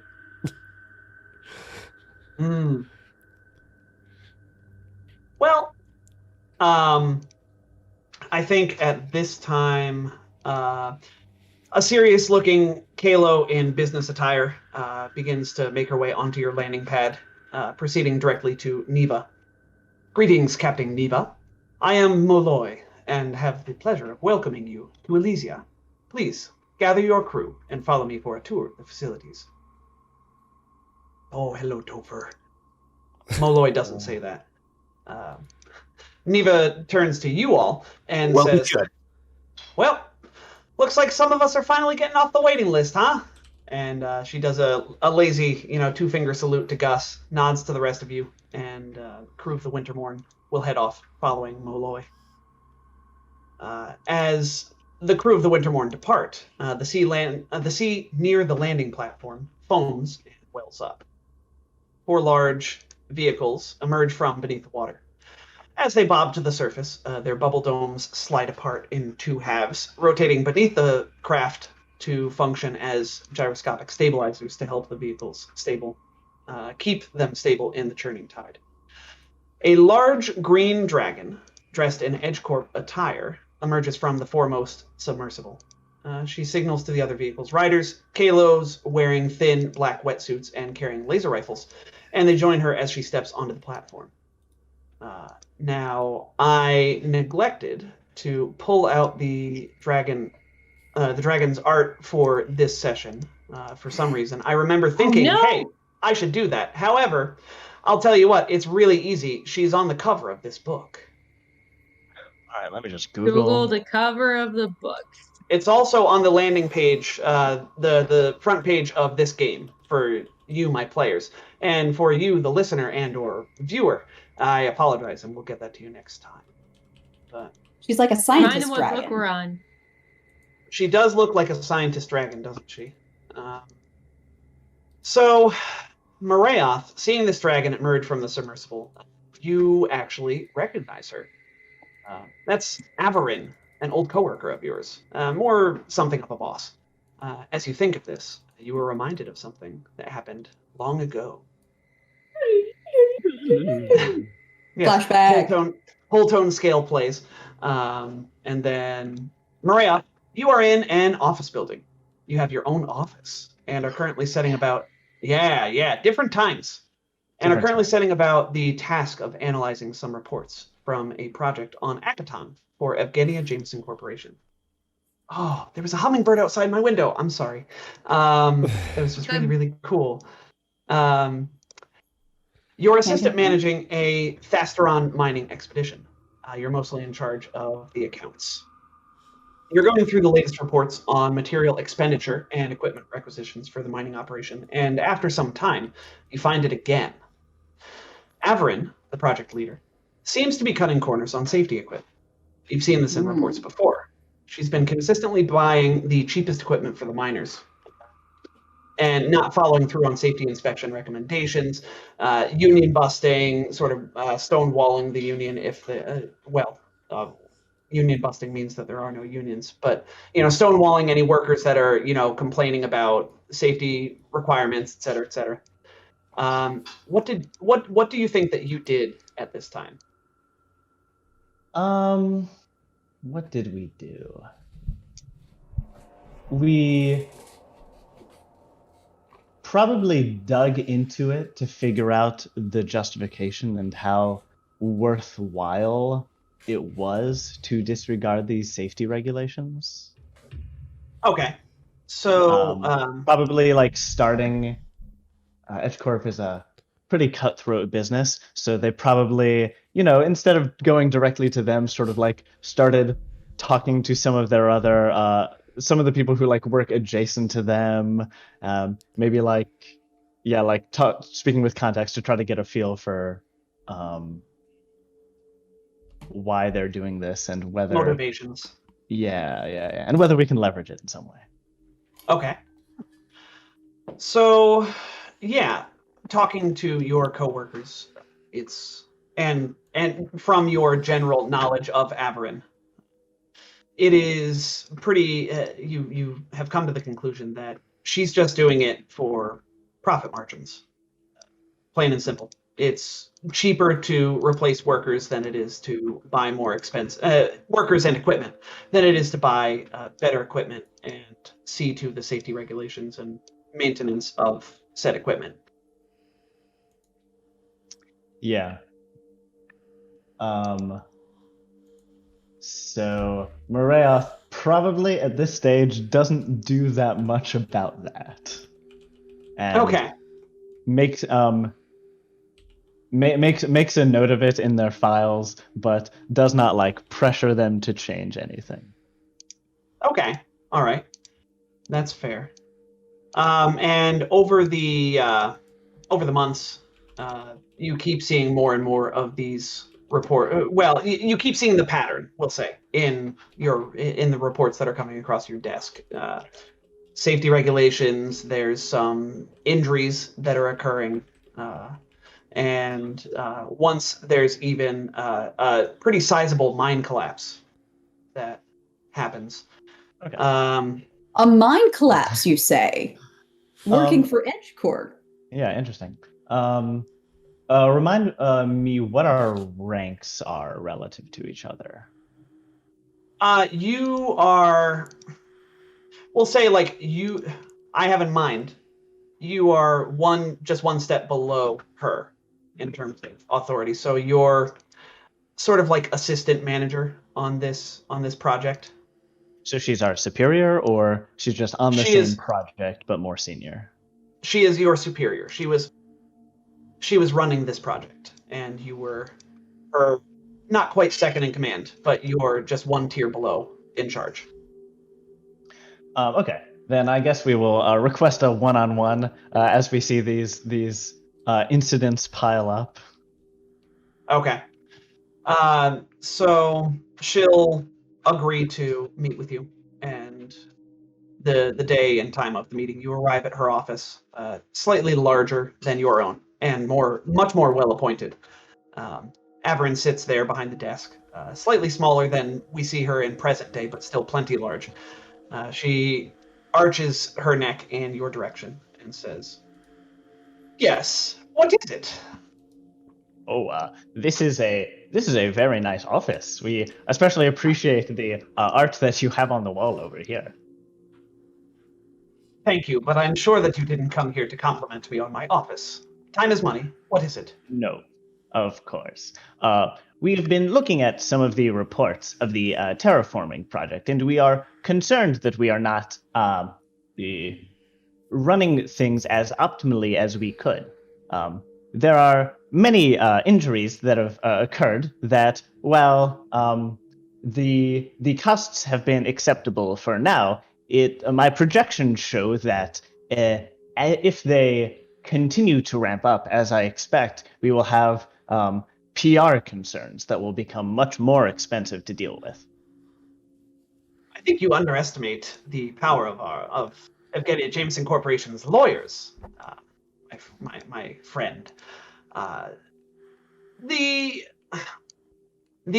injuries have been, as you say, an acceptable cost for the profit margin that I am aiming for, and I think you will see that the point here of all of this cost cutting, as you say, or some might call it cutting corners, is to save the company money and to get the profit margin higher.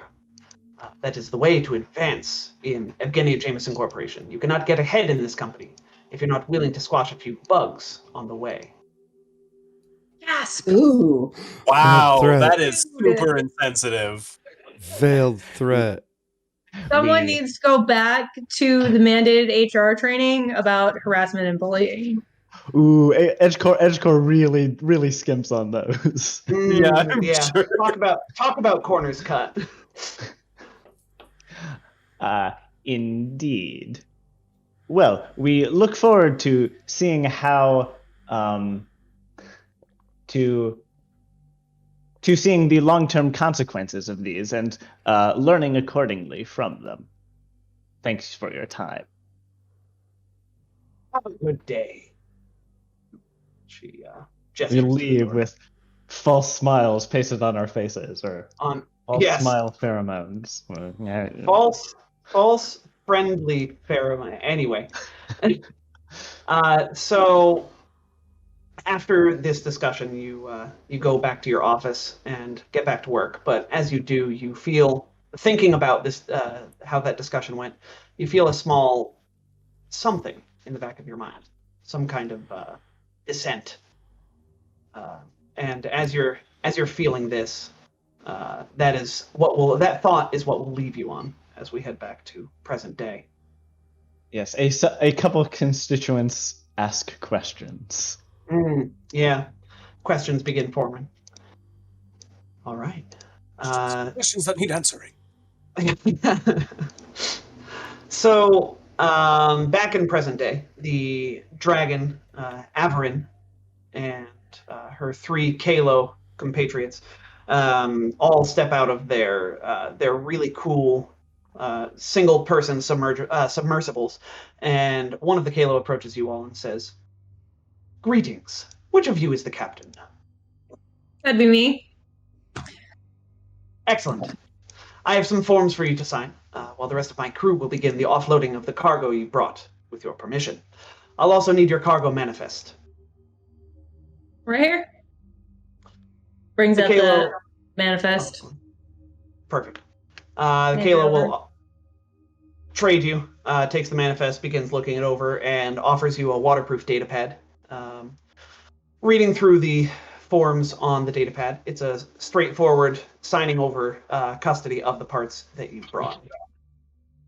Right. Unsurprisingly. Yeah. So what I'm getting at here is it seems on the up and up. There's nothing insidious in this form. It's just saying, hey, here's the parts. Sweet. As you know, finish signing stuff, hand it back. We got a friend who's stationed out here. We're hoping to maybe get some time to visit. How do we? What's the best way to go about finding somebody in this place? Well, all of the crew quarters are going to be stationed around the platform. You should be able to find them if you look them up in a directory. Perfect. Thank you. Good luck with the course. unloading. Thank you. And the dragon will sort of watch impassively as the Kalo all begin to unload the cargo and stuff. And you all are invited to watch, to walk down to Elysia proper, and begin your search. Yeah, that's what we're gonna do. We're gonna go find one of these directories. Okay. Yeah. Morath does not start shit. we are like incognito, right? Like we A little bit, obviously yeah. like hit our transponder, so our real identities are not what's on the manifest, presumably. Right. Yeah. You Auntie Nuna has provided everybody with forgeries. yeah. Mm-hmm. Bus, Sarek, and Claire. We will, after we have left the platform, mention casually to the group at large, we have worked with this dragonkin before. She is a excellent example of an EdgeCorp executive. Well, good for her. Small bad, huh? note: she is a dragon, not a dragonkin. Got it. Yeah. She's bipedal on the cover, which makes you think that she's a dragonkin, but it is not so. She is a dragon, full blown. I think a lot of Very the cool. Starfinder dragon art sort of shows them moving on their hind legs semi-frequently. Yeah. They do tend to run corporations in Starfinder. Yep. This one is not running, is management, though. So, Makes sense. yeah, right? Ruthless, loves, treasure hoards, traditionally. Yeah, that's why they run corporations. Exactly. Yeah. But Alright. it doesn't do any good to piss off the dragon before we find the person we're here to find. But can we maybe do it after? Sure. I mean, You know what, buddy? For you, sure. We owe her a squashing. I don't. you owe I her didn't a say that. squashing? Well, I'm sure they can be arranged. Let's find Shan first, though. I'll squash her All so right. hard for you, buddy. And she's way bigger than Gus. Jeez. So, you all have relatively free access to much of this floating platform / town. What do you all want to do? You've got shops here. There's you don't notably your communists don't have access to. They don't seem to have an infosphere set up wirelessly. They would probably have some infosphere connection somewhere, but it does not. There doesn't seem to be like free Wi-Fi, as it were. Wait, we Yeah, got to go to like internet an cafes. cafe? Ooh. Was Well, jinx. let's find somewhere we can jack in then. Nothing is free on EdgeCorp worlds. No. So yeah, as you're walking around, you'll find some basic supply shops that are all sort of EdgeCorp branded, complete with, take it to the edge, branded t-shirts, hats, wetsuits, the like. A cursory glance at all of the equipment here as you're walking by little kiosks and whatnot shows that the prices of everything have been marked up to 125% of their normal cost. You can Charming. Oh, yeah. I don't need anything. I think I'm good. Mm-hmm. They've got, in case you're interested, they've got, food, basic necessities, batteries, no other, ammunition or any weapons or anything like that. But, you can use batteries to power most of your weapons, I think. You quickly find out that the only access to the infosphere here is through EdgeCorp terminals, each of which seem to be guarded. Guarded is like a loose term here, but they have EdgeCorp employees standing by each of the terminals. It seems that infosphere access is heavily restricted. And Good news, everyone! Oh, that's right. Yeah. Remote hack. I was gonna say, someone will just walk up and say, "Excuse me, I need access to the directory," and just sort of go to use it, she's allowed to. Yeah, we're not doing anything illegal yet. They'll look at you and say, "I'm sorry, but I need some sort of I'm trying to think of because they don't let you just walk up to the terminal. That's why they're there. I need you to make me a bluff or diplomacy check to sort of talk your way past. Yeah, she'll drop the name of the dragon. So and so told me that this was the best way to find my friend. She said I should use this terminal with a 29 bluff. Okay. And a Very name good. drop.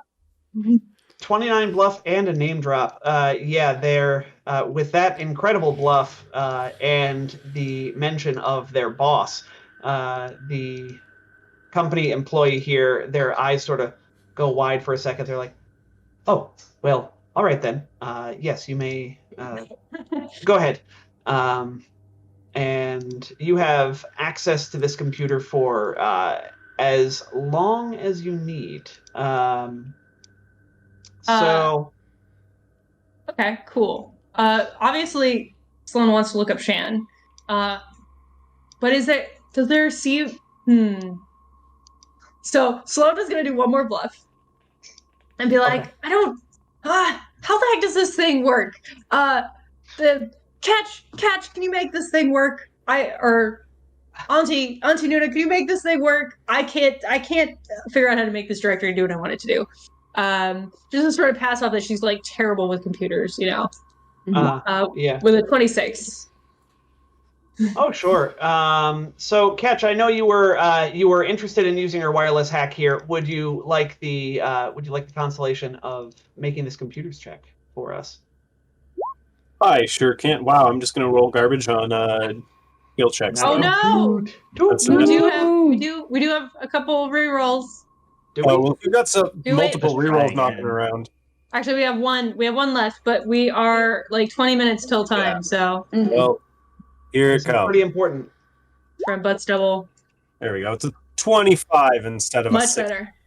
There you go. Yeah. So, with a 25, you are able to, and Sloan distracting the company, Mook, you're able to bypass the security check on this computer to access things that you shouldn't be accessing. And, you are able to get the following information after 5 rounds of computing. The company houses hundreds of employees on Elysia, with more on several mobile terraforming stations.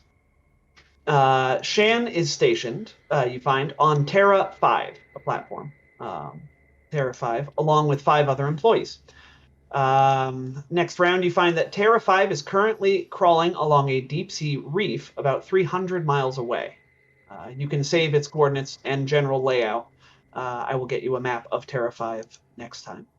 A mysterious automated data feed connects to something referred to only as Harvester 1. That's something that you find. You don't know what Harvester 1 might be, but you do find... Yeah, you do find there. We'll say this: there aren't a lot of wireless connections, like wireless feeds on this planet. This is one of note that you find. And then finally, 2 company employees were recently dispatched to Terra 5, though their names and the purpose of their visit have been wiped from the files. Very suspicious. Yes. So I picture this as since Cash has the wireless hack, Sloan is like, how the heck? How do you look somebody up on here? And meanwhile, Cash is like digging through the files wirelessly behind This her. is exactly what's happening, yes. She's not actually pushing any buttons, she's just pretending to push buttons. Yeah. So I think maybe if you go into this menu. So I have an interesting concept here that I hope everyone will go along with. With the Uniclamp that I had purchased for my gun, I wish to install my rig on that, and I kind of want it to just look like the side of the gun has like a computer interface on the side, but also having the glamour fusion, it's going to like transform basically into like this gigantic 4 bulk handheld computer. It's a cyber deck. Oh, Yes. wow. Sweet. So yeah, exactly. So Or like a computer version of a keytar. we're going with Cyberdeck because 80s hacker movies are the best. So yes, Catch. It looks like he's just playing like a game on this oversized thing when in fact he is hacking into the system. I like Beautiful. Okay. Aha! Here they are. Got it. Bam. Thank you so much for letting me use this terminal. You guys are the best. I'm going to put in a good word for both of you. All right. Saunters away. Have a good day. And Have fun at storming the castle. Yeah. At about that time, Sloan, you will get a ping on your comm unit that you've gotten an advance on your shipment. Your order that you brought here to your account, which I will say was on your shipping manifest, et cetera, et cetera. they have transferred 12,000 credits into your account. Nice. Yeah, so go ahead and add that to your. Put it on party loot. Party loot. Yeah. Oh, yeah. Yeah. No, I wouldn't expect Sloan to keep all What of should that. I title this? Payout for Advance. For shipment. Advance. Yeah, advance on the shipment or something, whatever you prefer. 12,000 credits. So, among the myriad of other things that you saw as you were wandering through here, parks, eateries, general stores, plastered on the wall at every intersection of this heavily trafficked area are advertisements for tour boats. The thing that, something that has been suggested to you. As Tour boats, you say? Yes, I do say tour boats. It's so funny. They have these things called submersible tour boats. And go ahead and make me a culture check. As you hear of these things for the very first time. That's that 20 on the culture check. Okay. Yeah, 23, Francine. Carbo skill checks today. Nice. Anybody who beats a 17 here knows that such boats commonly appear in large company undertakings, such as this one. They provide tours that cater to investors and potential clients, intended to instill confidence in their investments or to encourage future businesses. Go ahead and give me another culture. Investors, you say? Yes, culture or engineering check this time. Ooh. All right. There you go. The only skill I'm good at rolling today. That's a 33. Wow, 2 nat 1s for Sloan and Auntie Nuna. I hate it when we don't know 13. something. That's okay, because this was the same, you're getting the same information for either the engineering or the culture here. I'll tell you that for free.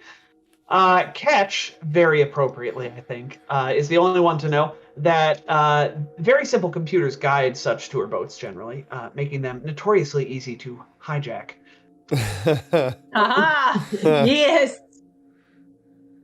So... it is fitting that Ketch would know that. Yeah, I kind of love that. I love when the dice tell the story.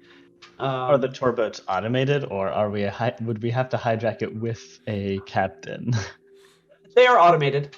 It's advertised as having an AI program sort of running a scripted tour of the surrounding area. You know what would be nice, friends, if we took a tour of the facility? Look at all these posters. Look, it's so enticing, and we got a couple of hours to kill while they unload anyway. Wink, wink. Raph misses the winks. We are not that interested in taking a tour. Elbow. No. It's all right, Mary. It'll be We're fun. gonna go have a good time. I think Marath and I are gonna go hit up like the food stalls. No, Oh, no, I'm no. gonna come. Guys. It'll be a I great really time. think you ought to come with us. We really. Okay. Oh, Gus says confusedly. maybe we can get a slurry from a food stall to go. Yes, that's a good plan. Let's grab some slurries to go. Gus gets some seaweed chips. Everything is... Oh, go on. Catch with just one arm around each Gus and Marayoth. Just come on, guys! Don't you want to hang out with me, your friend? Gus and Marath telepathically. He wants to hang out with us. We are all friends. We're friends. Yes. Yes. Every food item you get is exorbitantly overpriced and mediocre at best, but that's okay. I mean, you won't be here that long, right? Right? Oh no, That doesn't not for an count. entire book. We just So- get the discarded food out of the garbage. It's just as good. I forgot Marath was a freegan. Gross. Freaking. Yeah, but we find the tour boats. We rent Yep. one. You rent one. The whole process seems, again, to be automated and costs a paltry 50 credits paid at a nearby terminal. Wow, that's the That is cheapest fine. vehicle we've ever bought. Honestly, I'm just gonna put the boat rental Yeah, that's fine. yeah. and then negative 50 on the Yeah. party group. Will that work Can you put on the Can you calculation? put rental in quotes? Oh no, it doesn't work. I'll just pay it. I'm the captain. That's fine. So Yeah, we Go ahead. Go on. Oh, my thinking is that, they know you're not going to get terribly far with these tour boats, as there is nothing else on this planet aside from Elysia. So, like, a normal, sane person wouldn't just drive off with, hijack and drive off with this 50 credit tour boat, because where are they going to go? So, little did That's they fair. know. Nobody the best laid plans never account for contact with the PCs. So, No one expects the severance package. Indeed. Nobody, but nobody. Once the tour is like underway, Sloan will turn to Catch. Or No, we're not even like Catch hops in and he's already like messing with shit as we're getting underway. He just as soon as he's like plugs his rig into the data panel, like hacks into it. Do I need to make any checks for that? don't you all want to hear the little scene that I wrote? Yes, with give us, Yes, I do. I a do. tour spiel. Okay, fine. It all Leif, give us happened some so inspirational quickly, tour Catch. music. Or no, I've got it. Catch is easily able to override the navigational, but the part of the AI that gives the propaganda is just much better defended. It's very strange, yeah. So, he goes in and he tries to change some stuff. He's like, oh, what the pronk?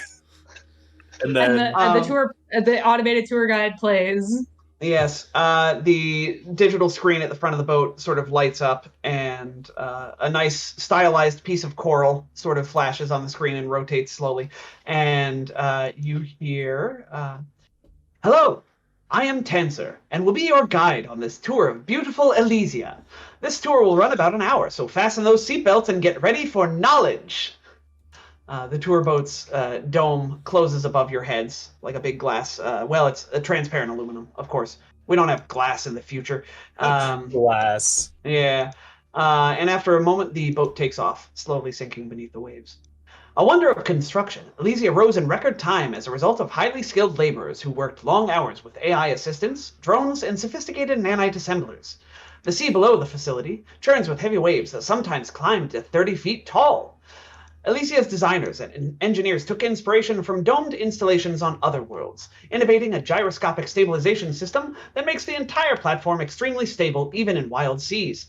To show off the city's even keel, the company even hired professional no-qual billiard players to have a match atop the platform during its grand opening. Tanzer continues to prattle on about the facility, taking you in a wide sweeping circle of Elysia and pointing out various features. Aside from this basic information, they do have a vid screen at the front of the boat with different topics that you can choose to hear about on the facility and surrounding area and stuff.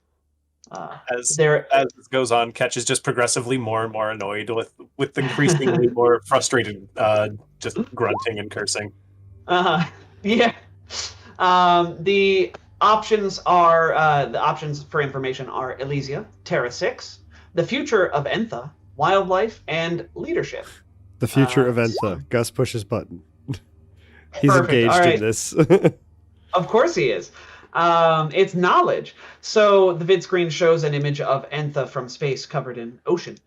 As the narrator speaks, colorful continents and archipelagos made of reef pop up out of the waves, scaled up cartoonishly for effect. In just a few short years, Entha will become a planet-scale resort for aquatic and non-aquatic species alike from all over the galaxy. Adventurous guests can enjoy countless activities and eco-tourism opportunities, while visitors in search of a calm getaway can simply relax on Entha's mile-long beaches of particulate coral or at one of dozens of themed resorts. Meanwhile, entire private islands can be purchased and outfitted with every luxury as a home away from home on this beautiful aquatic slice of paradise. Auntie Elysia. Nuna will press, what's the word? Wildlife. Entha offers sightseers a dazzling array of colorful creatures that make the nearby reefs their home.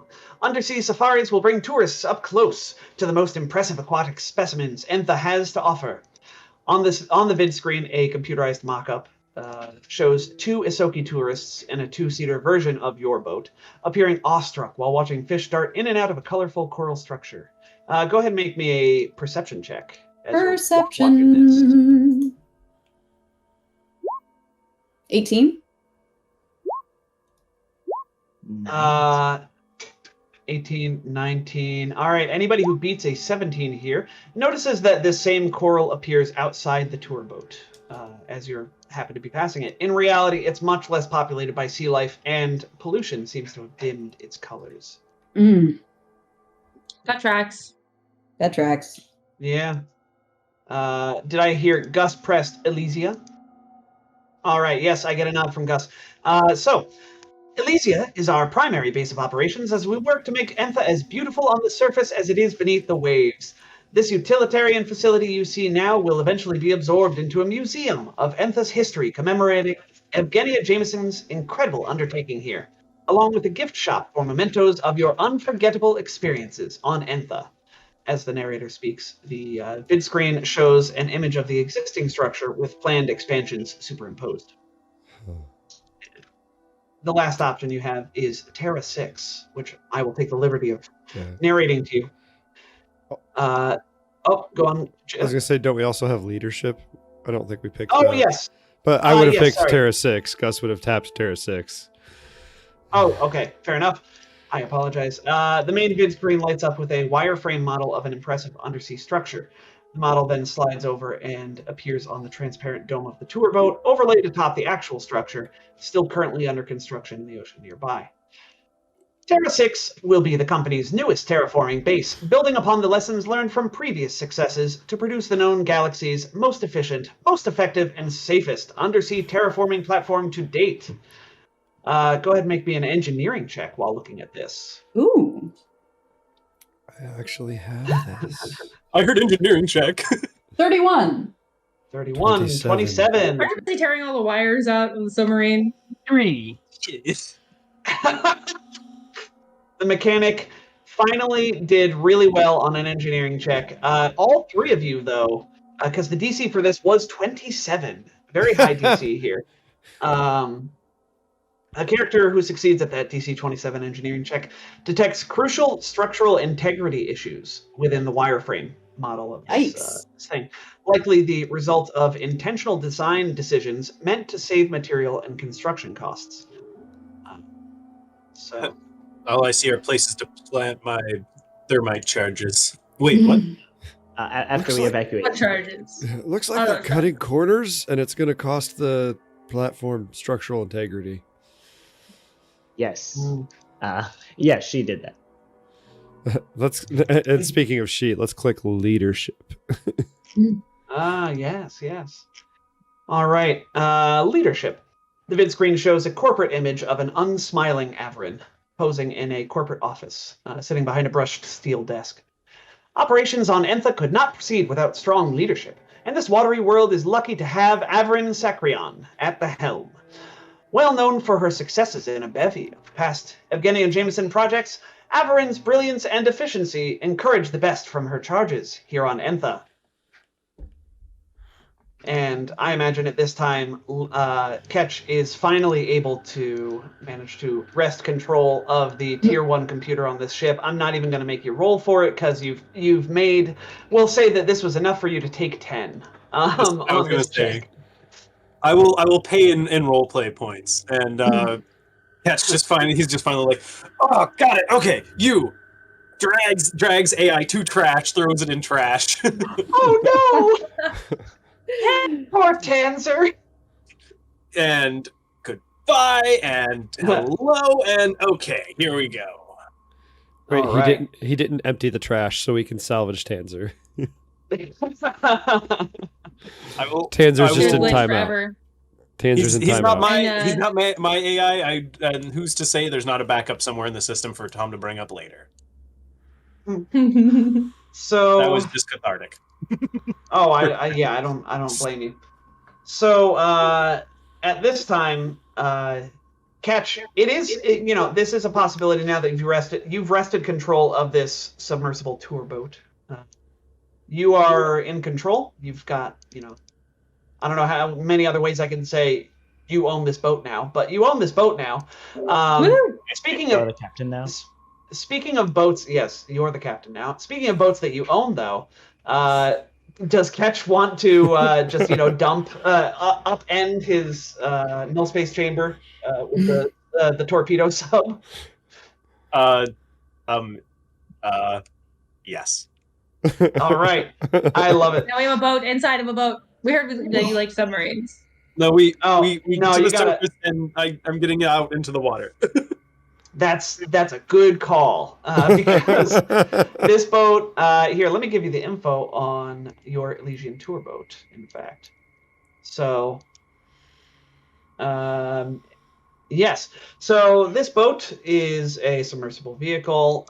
Its speed caps at 22 miles per hour on the water, and caps at 0 miles per hour on land, because it's a submersible boat. It's a huge water vehicle, 15 feet wide, 30 foot long, 10 foot high, with the dome covered. And This thing's yeah, smaller than the Alpha. the Alpha. One of the boats I captain sometimes. Oh, I see. I see. So yes, Real boat. a real live boat, maybe even a ship, dare say. And that's the smallest of the boats we have in the fleet. Mhm. So, I Tom, imagine. So, Leif. if you'll allow it, I kind of wanted to mod this thing out a little bit, and I was hoping that I'd get to talk to you about it between shows. But You if you will. assuming I had the chance to, or I had spent the credits for it, would I be able to attach, like, say, a shotgun mic or something to this thing? I don't see why not. Cool. Yeah, I mean, I thought you were going to say paint flames on it. No, I would- obviously catch painted flames on the side, but like that goes without That's- saying. Yeah. I would make you spend the 10% credits to make the shotgun mic an underwater shotgun mic. I'll take it. Cool. That's not exactly what I was going to attach. I can't remember what I was going to do though. I thought I was going to have a Yeah, little more yeah. flair. We'll talk. We'll talk after. It's not going to come We'll up talk right now. But so you all wrest control of this ship, and begin making your way towards. Oh, and I assume that Ketch is in his own little torpedo mini sub. He is indeed. Okay, excellent. So you can travel above the water, you can travel below the water, whatever you all prefer. It is open water. I imagine you might want to stay underwater until you get far enough away from Elysia. Well, this Yes, is also indeed. faster than us, right? Right. at full speed. No, they both have the same speed. Oh, I see. 20 feet, full 200. Yeah, it's the same for the sub. So we can glide underwater in close formation. What a funny coincidence. All right. So yes, as you all begin setting off to rescue Shan from this underwater platform, hundreds of miles away under the dark waters of Elysia, you take a few shots off of the bow of your submersible tour boat, and Oh, no. looking Already? looking behind you, you see not one, not two, but 5 small little wave cruisers coming up. We'll say dark shadows coming up from the waters below you, and that is, I think, almost a perfect moment for us to cut to be continued. We get to action movie fight people on ski-doos, basically. Oh yeah. Yeah. Oh yeah. Yeah, you do. Although this thing moves at like 200, right? So we can't really. I guess it'll be a vehicle combat, right? So You'll we see next week. can't get out of. Okay. I want to jump on a wave runner is what I want to do. You're gonna figure it out. We are underwater, so I don't know how much jumping we're going to get to do. I'll go out in airlock. I'll put myself in front of it. Yeah. So, Nick, did you have something that you wanted to? You looked like you were going to say. Nope. Okay. So, as always, we have a new Cosmic Crit episode dropping tonight, and by we I mean Cosmic Crit has a new episode dropping tonight. We are not Cosmic Crit. We're just, good friends. We just like to think they're our friends. Cosmic Yeah, accreditation. I know that there are that we're friends with them. Speaking of, keep an ear to the ground. There may be another critical nonsense coming up soon. Ooh. So keep an ear to the ground. I'll repeat myself. Jet, what's happening Thursday? You guys are in a whole bunch of trouble and have turned this fortress into a potential meat grinder for the lot of you. That's what's Why? happened. Slander? Nah, we're gonna live forever. I mean, you very well might. A lot of them are goons, but there are a lot of them, and someone got away. I don't know what you're talking about, Jet. Nothing bad ever happens from pulling the whole map at once. Which is No, basically we what you've survived done. That has ever Time come we've of done that. it. We definitely have done it before and did not nearly party wipe every time. Has war flashbacks to Book 5 of Dead Sons. Oh man, I was thinking about Aeon Throw.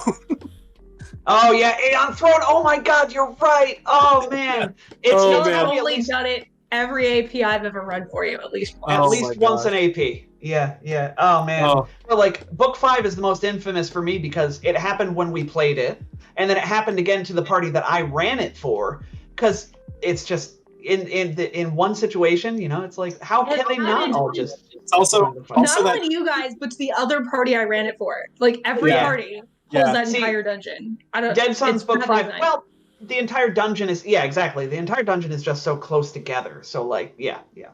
And it does specifically say, like, hey, if these things Mhm. hear combat, they're gonna come investigate. Yeah.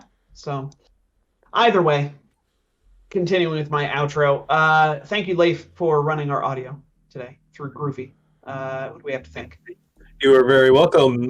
Today we are thanking Rittamin, Relax Cafe Music, White Bat Audio, and Unwind Station. Thank you all so much for the 100% free, 100% awesome music that we can find on YouTube. The most wonderful of video sites. Indeed. That stream not sponsored by YouTube. I thought you were going to say the most wonderful of tubes. They don't need it. I like it.